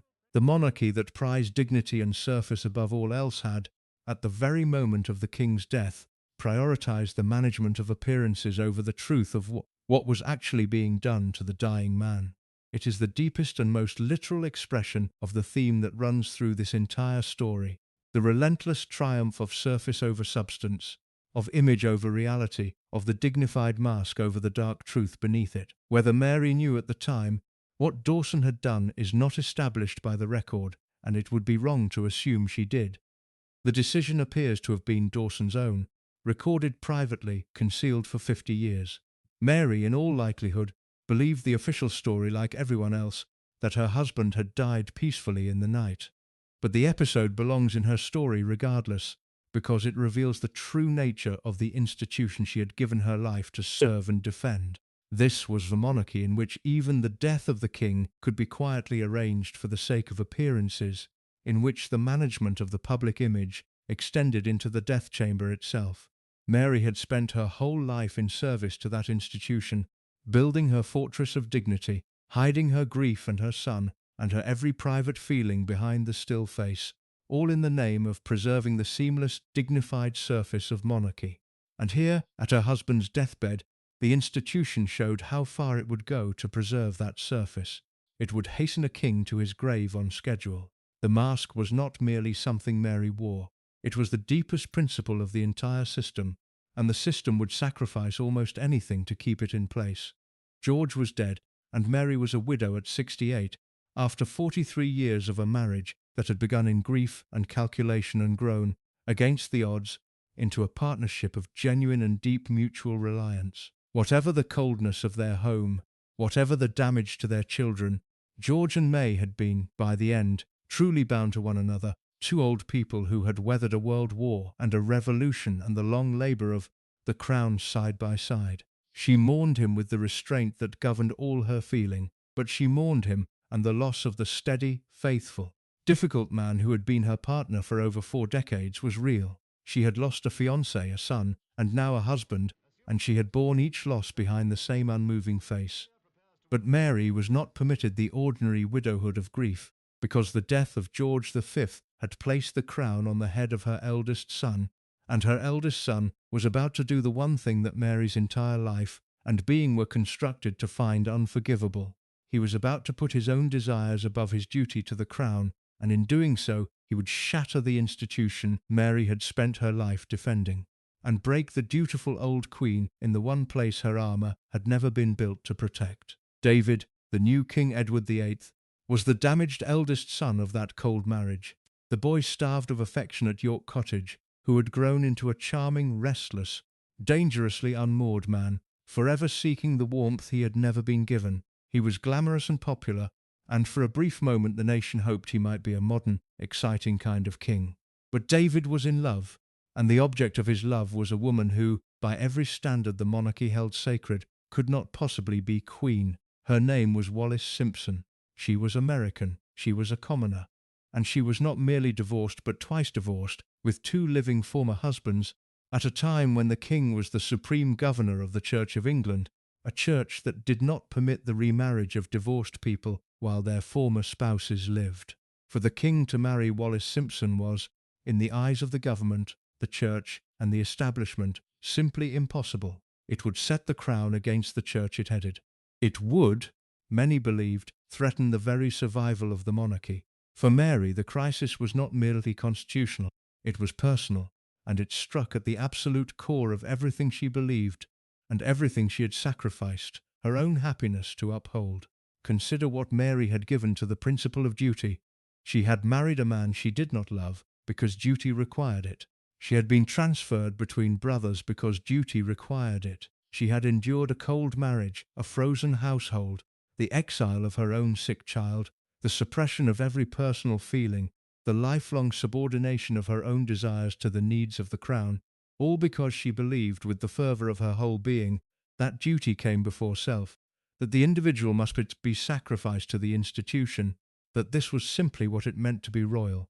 She had lived that creed without complaint for nearly 70 years, and now her own son, the king, was proposing to throw it all away, to place his love for a divorced American woman above his duty to the throne, to do precisely the thing that Mary had spent her entire life refusing to do. She could not comprehend it, and she could not forgive it. Mary disapproved of divorce with the deep instinctive horror of her generation and her position. She disapproved of Wallis Simpson, but above all she disapproved of the abandonment of duty, the placing of personal happiness above the obligations of the crown, because to Mary that abandonment was a kind of blasphemy, a betrayal of the very principle that gave royal life its meaning and that had justified all her own suffering. If David could simply walk away from the throne for love, then what had all her sacrifice been for? If duty could be set aside whenever it conflicted with the heart, then the whole structure she had given her life to, the whole creed of self-denial she had lived by, collapsed into nothing. David's choice did not merely threaten the monarchy, it repudiated the entire meaning of his mother's existence. The crisis built through the autumn of 1936, conducted at first in secret, while the British press, by a gentleman's agreement with the government, kept the affair out of the newspapers even as it filled the foreign press. Behind the scenes, the government, the church, and the family pressed David to give up Wallis or give up the throne. Mary, the formidable old queen, brought every ounce of her authority to bear on her son, urging him, in the name of his father's memory and his duty to the crown, to do the right thing and renounce the woman. She failed. David would not be moved. He had found in Wallis Simpson the love and the attention and the warmth that the cold marriage of his parents had never given him, and he would not give it up, not even for the throne of the British Empire. And so in December 1936, after a reign of less than a year, King Edward VIII abdicated. He gave up the crown of the largest empire in history in order to marry the woman he loved, the only British sovereign ever to voluntarily resign the throne.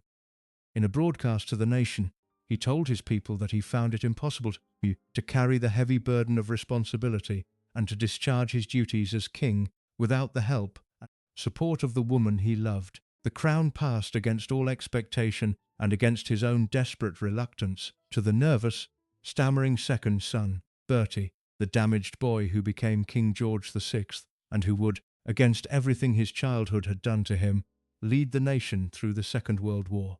For Mary, the abdication was the great catastrophe of her life, the moment when the institution she had defended at the cost of her own happiness was wounded by her own son, and when the creed of duty she had lived by was repudiated by the person who should have inherited it most directly. How she responded to that catastrophe, the fury and the grief and the unbending judgment she brought to it, and the rupture it created in her family that would never fully heal, is the story of her final years, the last act of a life lived entirely behind the mask. When her son gave up the throne for love, Queen Mary did something that revealed the deepest truth of her character, the truth that everything in her long and disciplined life had been building toward. She did not soften. She did not, as a warmer mother might have done, set aside her principles to comfort a son who had made an agonizing choice for the sake of his heart. She hardened. She turned the full force of her lifelong creed of duty against her own child, and she never fully relented for the rest of her days.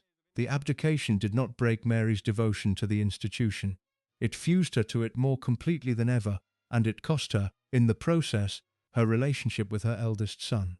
In the immediate aftermath of the abdication, Mary made her position unmistakable, and she made it in writing, in a letter to David that has survived and that lays bare the iron at the center of her. She told her son, in effect, that she could not understand how he could have placed his own feelings above his duty, that the throne was a trust to be carried, not a possession to be discarded for personal happiness. She framed his choice, not as a tragedy or a difficult decision deserving of sympathy, but as a failure, a dereliction, a putting of self before country and crown that violated everything she held sacred. To Mary, David had not made a hard choice between love and duty. He had simply chosen wrongly, chosen self over service, and in doing so had betrayed his father's memory, his country, his inheritance, and the entire principle by which Mary herself had lived. She loved him. She was his mother, and the love was real beneath the judgment, but she could not, would not, accept what he had done, and her disapproval was absolute.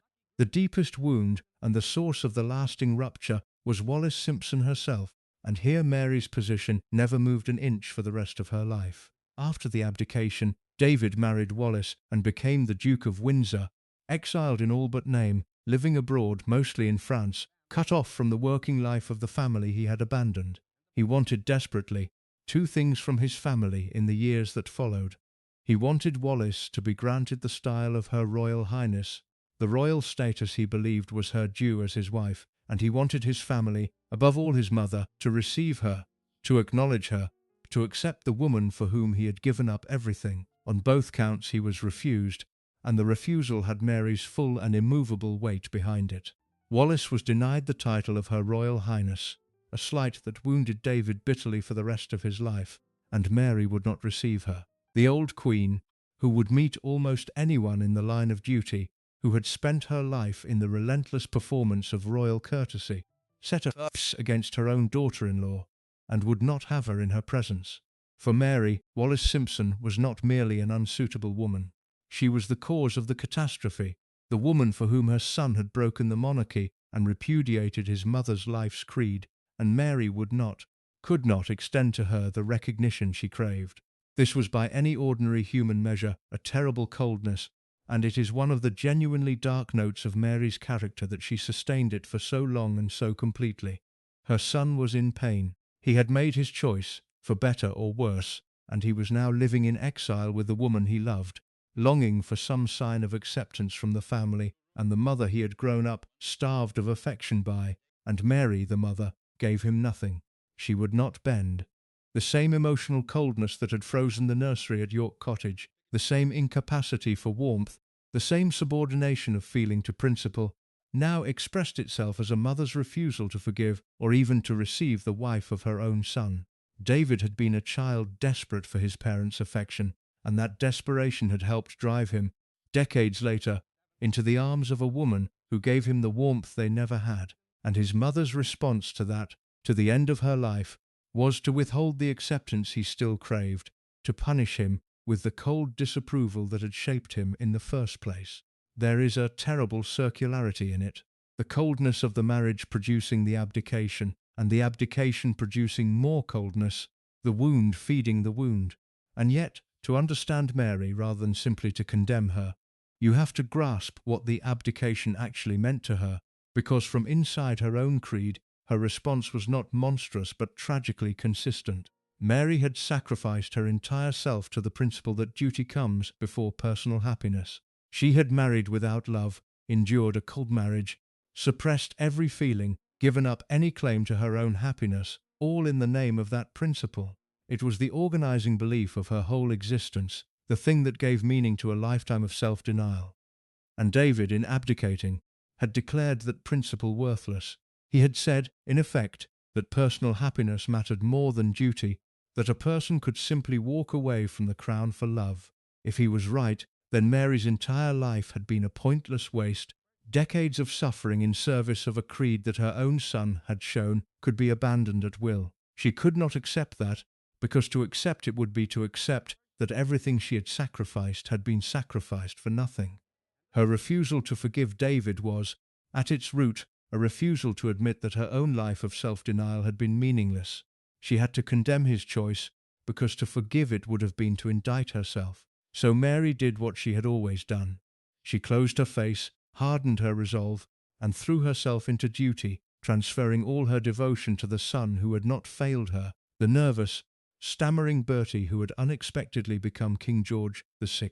Bertie had never wanted the throne. He was the damaged second son, the one whose childhood fear had given him a stammer that made the simple act of public speaking an agony, and now he was king, thrust into the role his brother had thrown away, expected to lead a nation that was sliding toward another world war, and Mary supported him with the full force of her formidable presence.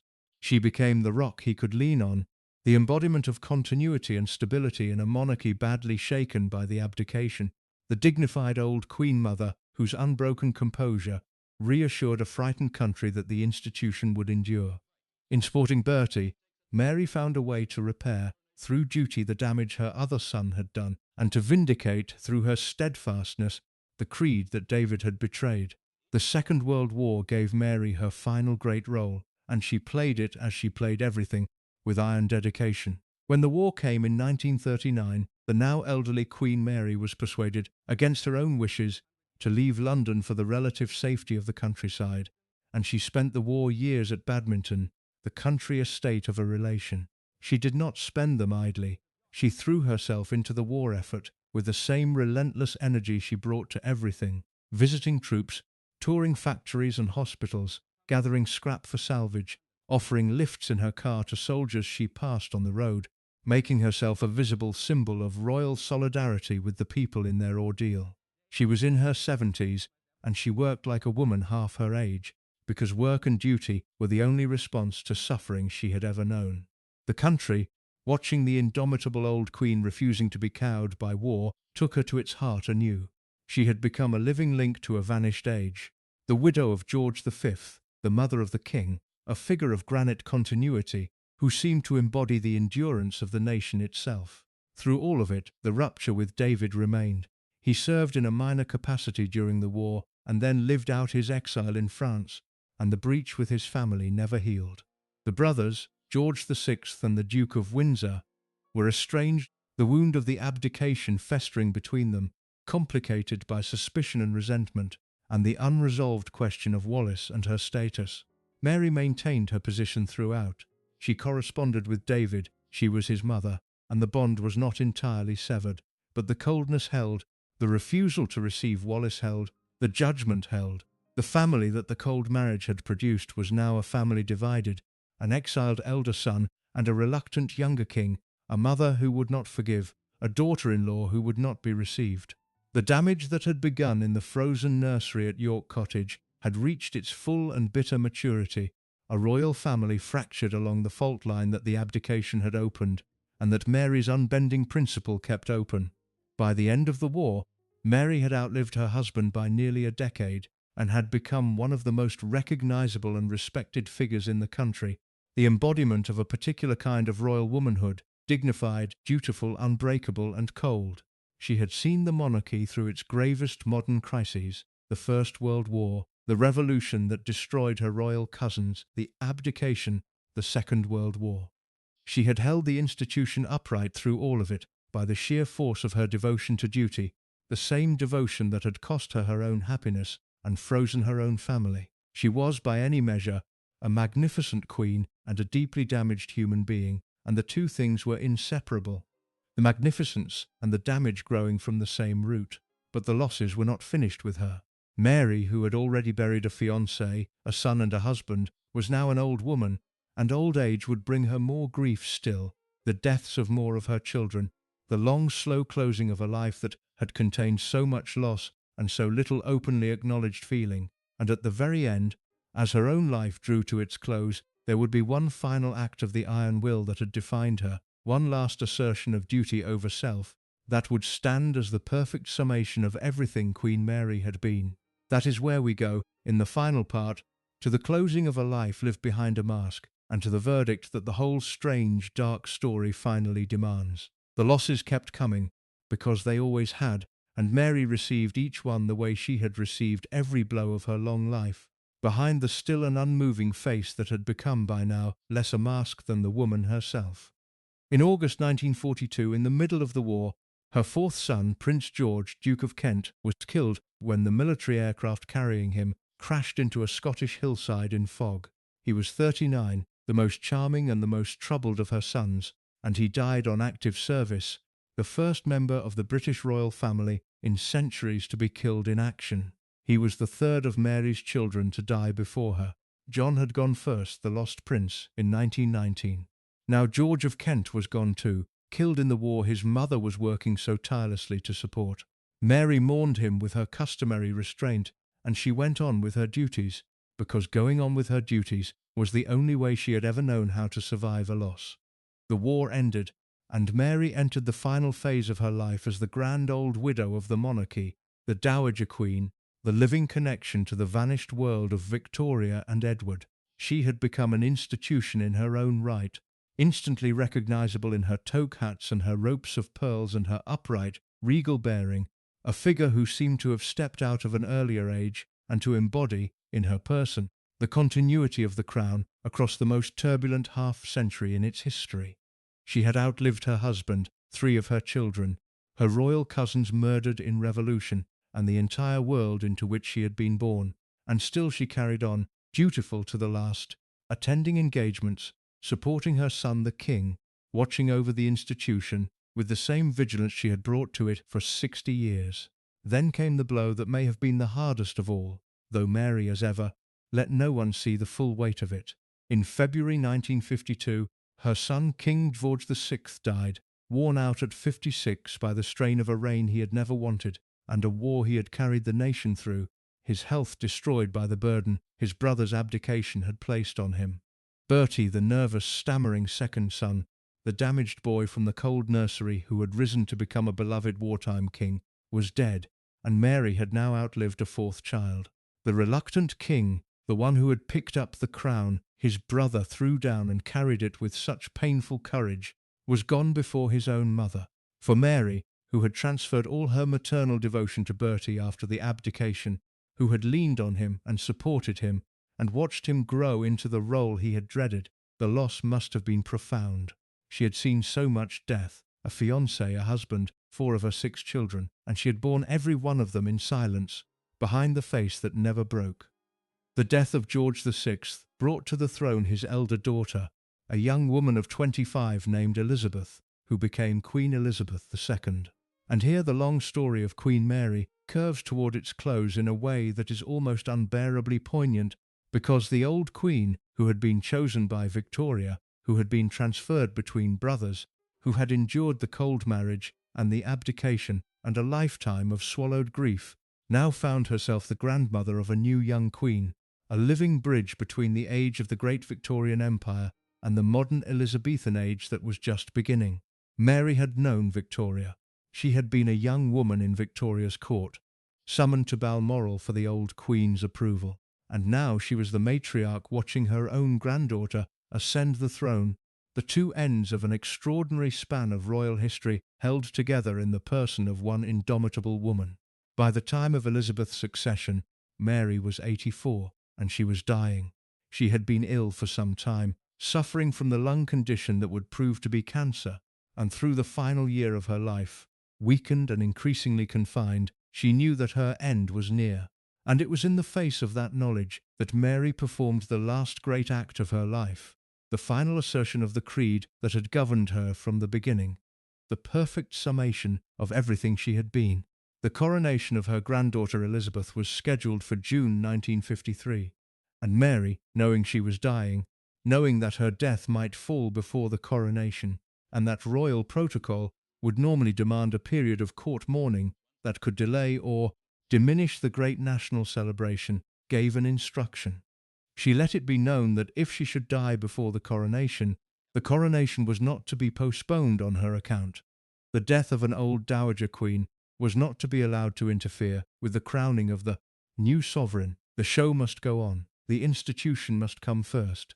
Even her own death, the death she could feel approaching, was to be subordinated to the needs of the monarchy, prevented from casting its shadow over the celebration of continuity that the coronation represented. It was the creed of her entire life, expressed one final time in its purest and most absolute form. Duty before self, the institution before the individual, even in death.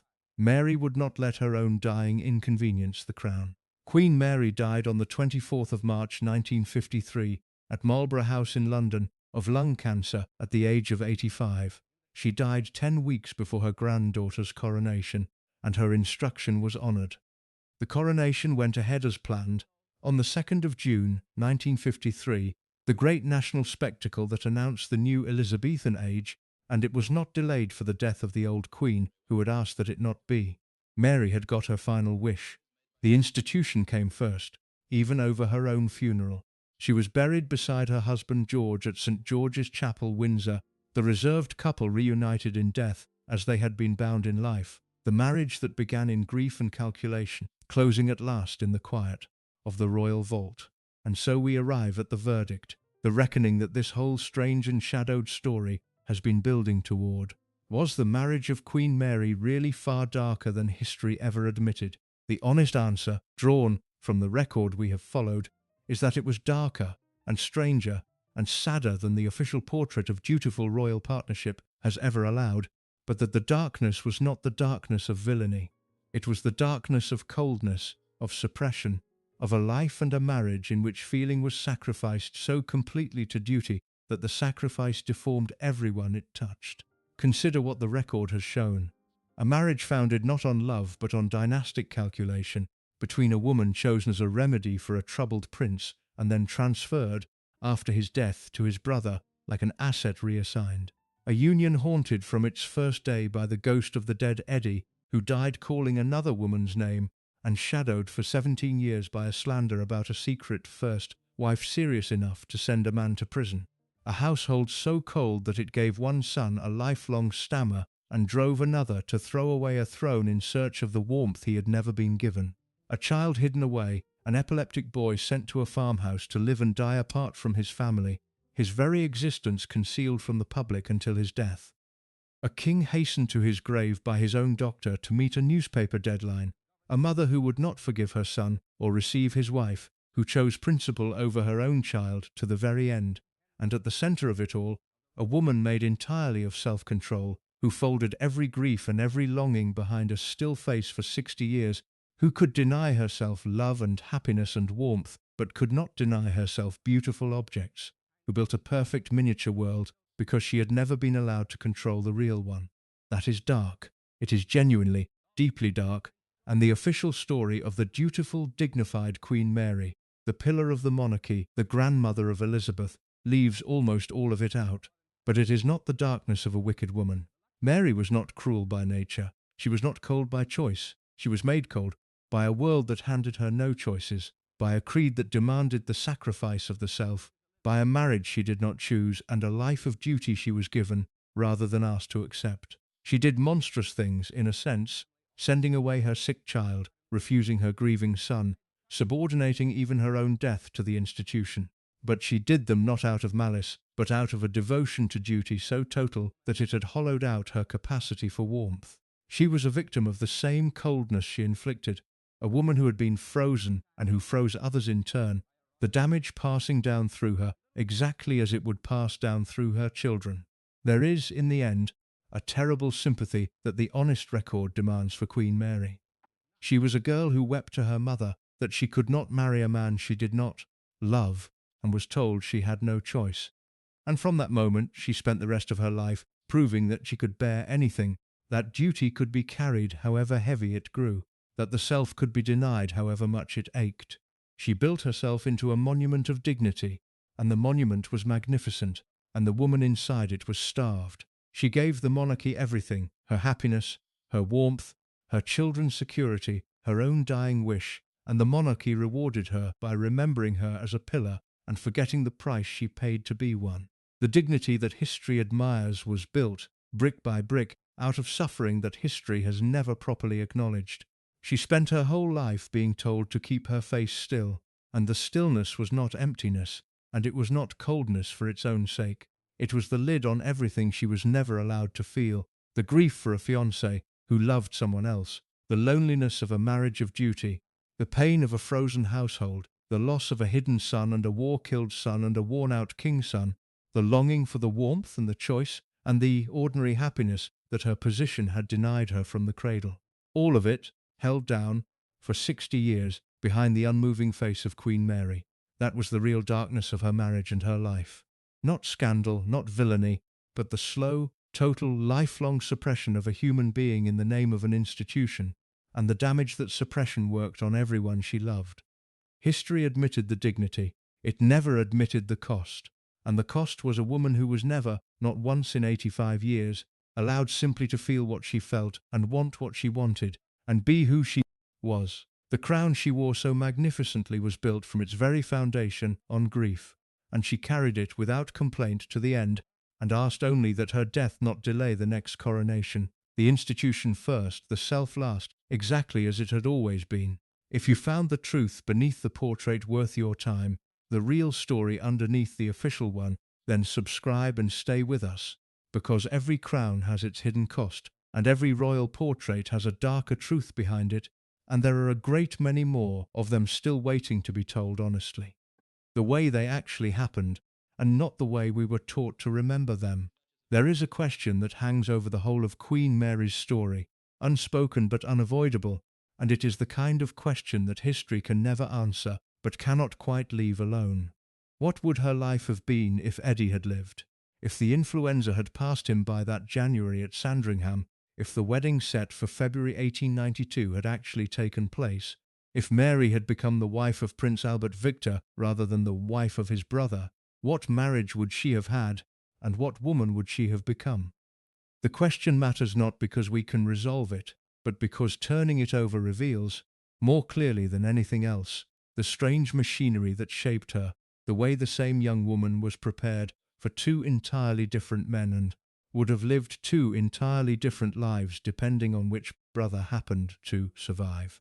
Begin with the brothers themselves, because the contrast between them is the contrast between the two possible marriages, and it is a sharper contrast than the smooth official story has ever wanted to dwell on.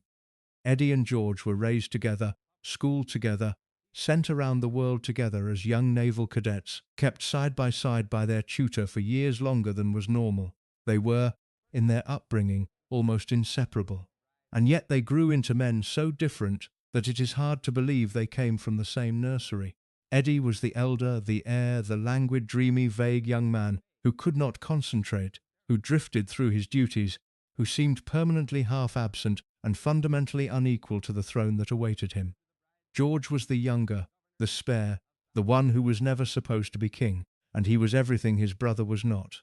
He was disciplined, methodical, dutiful, a little dull, entirely reliable. He thrived on the order and routine of the navy that Eddy merely endured. He was, in short, the brother who was actually fit to reign, and the cruel accident of birth order had placed the crown on the wrong head.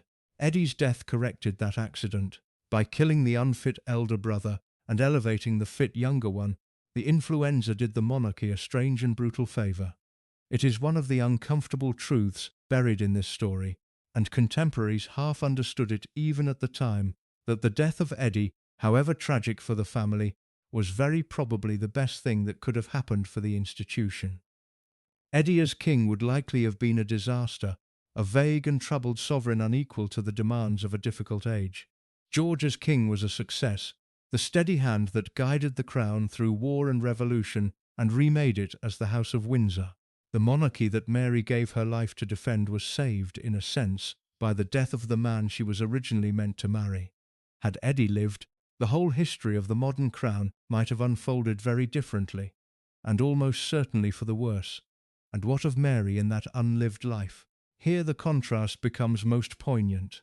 If Mary had married Eddy, she would have been the wife of a man who did not love her, who loved instead the Catholic Princess Helene he had been forbidden to wed, a man whose final coherent words were that other woman's name. She would have been married to a vague, troubled, possibly scandal-prone prince, whom the whole family regarded with anxiety, a husband she would have had to manage and steady, and perhaps protect from his own weaknesses, the sensible wife prescribed to a difficult man precisely so that she could shore him up. Her role would have been that of the keeper, the steadier, the one who held a flawed king together. It is not hard to imagine that such a marriage would have been even colder and even unhappier than the one she actually had, a lifetime spent managing a man who loved someone else and who was not equal to his position. The marriage to Eddy that Mary wept to avoid might well have been a far darker fate than the marriage to George that she ended up with. For all its coldness, the marriage to George was by comparison a kind of rescue. George was faithful where Eddy might not have been. George was steady where Eddy was vague. George was capable of the deep, reserved, lasting attachment that grew between them over the decades, an attachment that, whatever its limitations, was real and mutual and enduring. Mary did not love George when she married him, and she may never have loved him in the way that poets mean, but she came to rely on him, and he on her, and they built together a partnership of genuine solidity that carried them both through 43 years and the gravest crises of the age. The transfer from the dead brother to the living one, which seems so cold and so calculating when you first encounter it, turns out to have delivered Mary into the better of the two marriages that fate had on offer. She was handed from a man who would have made her miserable to a man who, for all his frozen reserve, gave her a stable and respectable and durable union. The dynastic machine, grinding away with no regard for her feelings, happened to grind in her favour. There is a deeper irony still, and it concerns the nature of the woman the whole process produced. Mary was chosen, both times for the same reason: her character, her duty, her steadiness, her capacity to subordinate herself to the needs of the institution and the demands of a difficult role. Queen Victoria selected her not for beauty or wealth or rank, all of which she conspicuously lacked, but for backbone. And the backbone that made her desirable as a royal bride was the same backbone that would in time make her cold as a wife and distant as a mother. The very quality that lifted her from the bankrupt margins of royalty to the summit of the throne was the quality that would freeze her own family. She was wanted because she could bear anything, deny herself anything, sacrifice anything to duty, and having been wanted for that capacity, she spent her whole life exercising it until the capacity for sacrifice had consumed the capacity for warmth. The institution got exactly what it asked for in Mary, a woman who would give it everything and ask for nothing, and the price of getting exactly that was a queen who could not love openly, a mother who could not comfort, a human being slowly hollowed out by the very virtue that made her valuable. This is why the question of the two brothers matters, because it exposes the truth that Mary's tragedy was never really about which man she married. Eddy or George, the marriage was always going to be cold, because Mary was always going to be Mary, the woman that her childhood and her training and her creed had made, the fortress of self-control who had learned in a chaotic, debt-ridden, humiliated household that the safe response to feeling was to suppress it. She would have brought the same frozen discipline to a marriage with Eddy as she brought to her marriage with George. The darkness of her married life did not come from the particular man she ended up with. It came from her, from what she had been made into, from the lifetime of denial that began the day her mother told her she had no choice. The brothers were almost interchangeable in this one respect. Either of them would have married the same controlled, dutiful, emotionally walled-off woman, and either marriage would have carried the same chill at its heart. And the chill, as we have seen, did not stay contained within the marriage. It passed down. It is worth dwelling one last time before the final reckoning on the sheer reach of that inherited coldness, because it is the thing that lifts Mary's story above mere private unhappiness into something with consequences for the whole nation. The frozen marriage of George and Mary produced 6 children. One of those children, David, was so starved of warmth that he eventually threw away the throne of the British Empire in search of it, marrying the divorced American woman who gave him what his parents never had, and triggering the gravest constitutional crisis of the modern monarchy. Another child, Bertie, was so damaged by the fearful household that he developed a crippling stammer, and then was forced by his brother's abdication onto the very throne he was least equipped to occupy, having to conquer his terror in order to lead the nation through the Second World War. A third child, John, the epileptic boy, was hidden away and died apart from his family at 13. The coldness that began in a debt-ridden house in the 19th century, that hardened into a fortress in a young woman's heart, that froze a marriage and then a nursery, reached all the way into the abdication crisis of 1936 and the wartime reign of George VI, and through him to the long reign of Elizabeth II and the family dramas that have played out into our own time.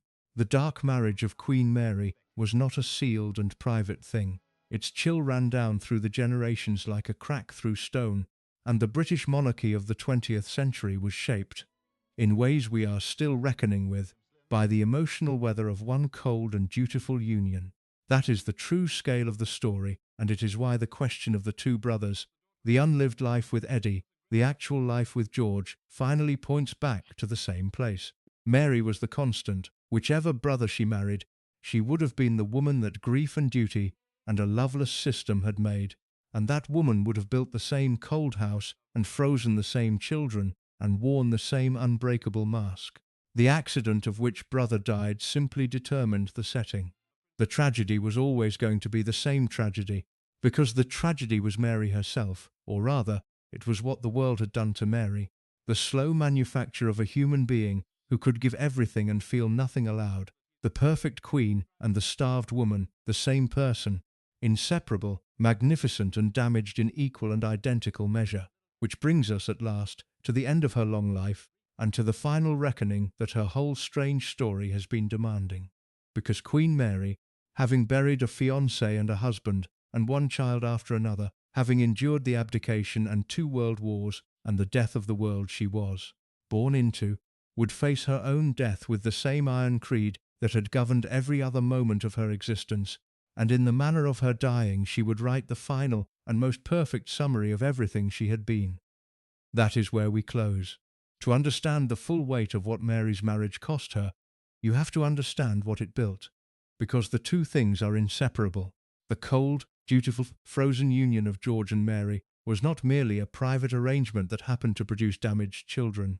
It was, whether they fully intended it or not, the foundation of a deliberate and historic reinvention of the British monarchy itself, a project of respectability that remade the crown for the modern age, and that the institution still rests upon to this day.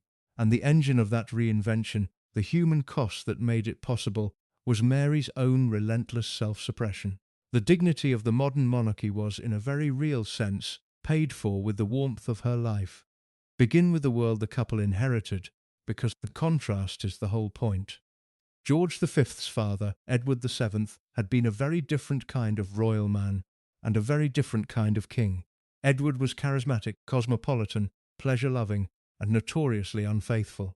He had spent his long years as Prince of Wales in a whirl of gambling, racing, fine dining, and a long succession of mistresses, his private life a more or less open scandal that the establishment tolerated and the public half admired and half deplored. He was a magnificent figure in his way, but he was not respectable, and the monarchy he embodied carried with it an air of aristocratic excess and moral laxity that belonged to an older order. George, who had watched his father's philandering and seen the pain it caused his own beloved mother, the gentle, deaf, long-suffering Queen Alexandra, recoiled from all of it.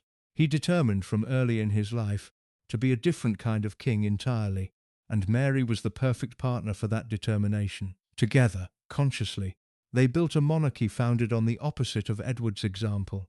Where Edward had been extravagant, George and Mary were restrained, even austere, living for years in the cramped modesty of York Cottage when they could have had palaces. Where Edward had been unfaithful, George was rigidly, almost eccentrically faithful, devoted to a single woman for the whole of his life. Where Edward's court had been a place of fashionable indulgence, George and Mary's was a place of duty, routine, propriety, and a horror of anything that might cause scandal. They turned the monarchy, deliberately, into a model of solid, middle-class, domestic respectability, a royal family that ordinary people could look up to not as glamorous aristocrats, but as an idealized version of themselves, a family that did its duty, kept its promises, and lived a clean and orderly life.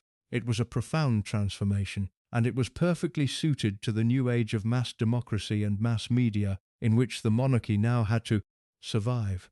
Mary was central to this project, not incidental to it, and her particular qualities were precisely what it required.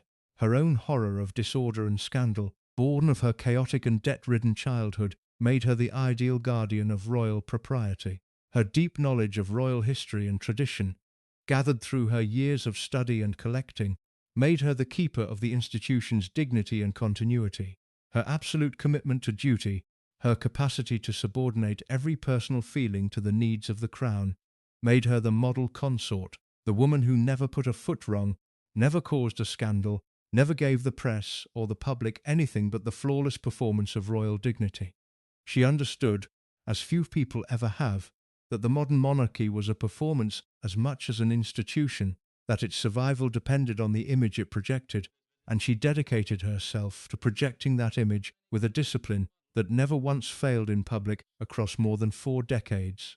And this is where the cost comes back into view, because the very qualities that made Mary so valuable to the respectability project were qualities that hollowed out her private life. The self-suppression that the project demanded of her was not something she could switch on for public occasions and off at home. It was total. The discipline that allowed her to perform flawless dignity before the empire was the same discipline that froze her in the nursery, that prevented her from comforting her stammering son or saving her hidden one. The horror of scandal that made her a perfect guardian of the crown's image was the same horror that helped drive the family to hide away poor John, lest his condition embarrass the institution. The subordination of self to duty that made her a model queen was the same subordination that left her unable to forgive her abdicating son or to receive his wife. You cannot separate the public triumph from the private damage. They are the same self-suppression viewed from two different sides.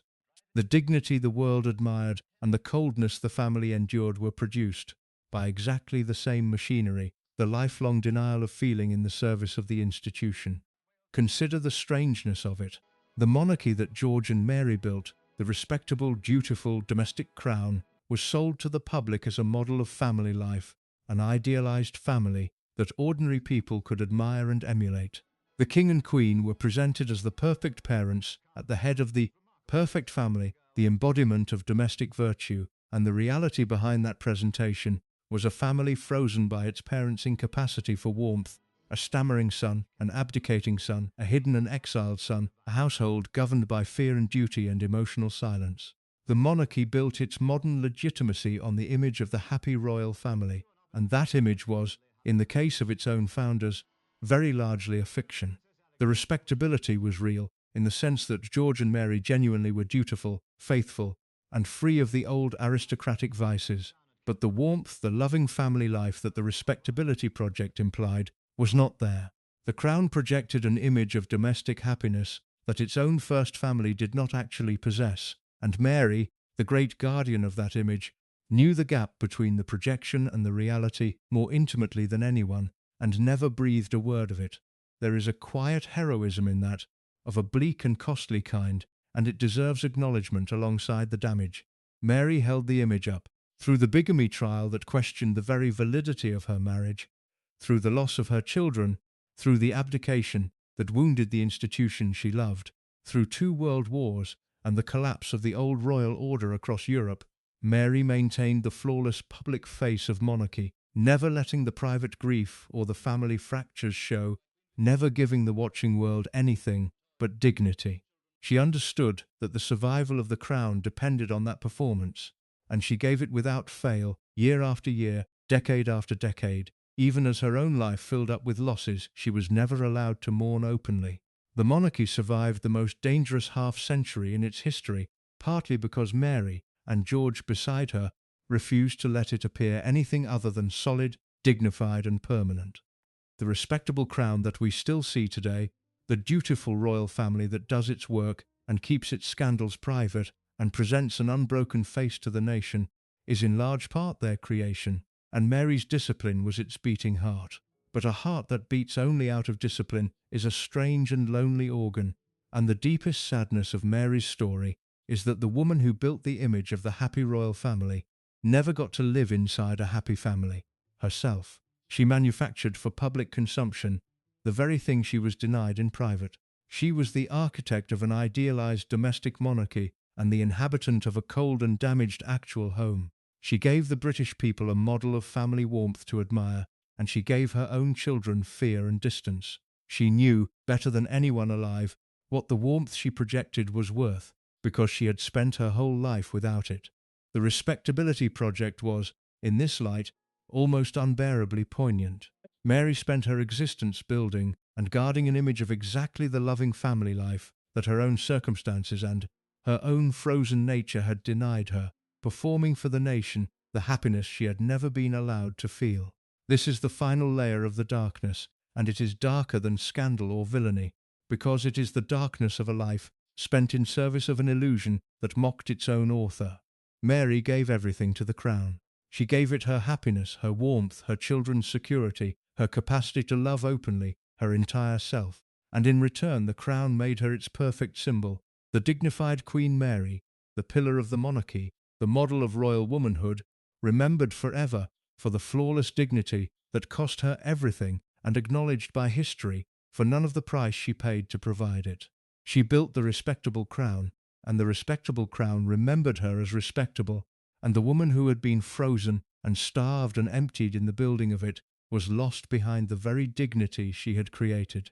The image consumed its maker.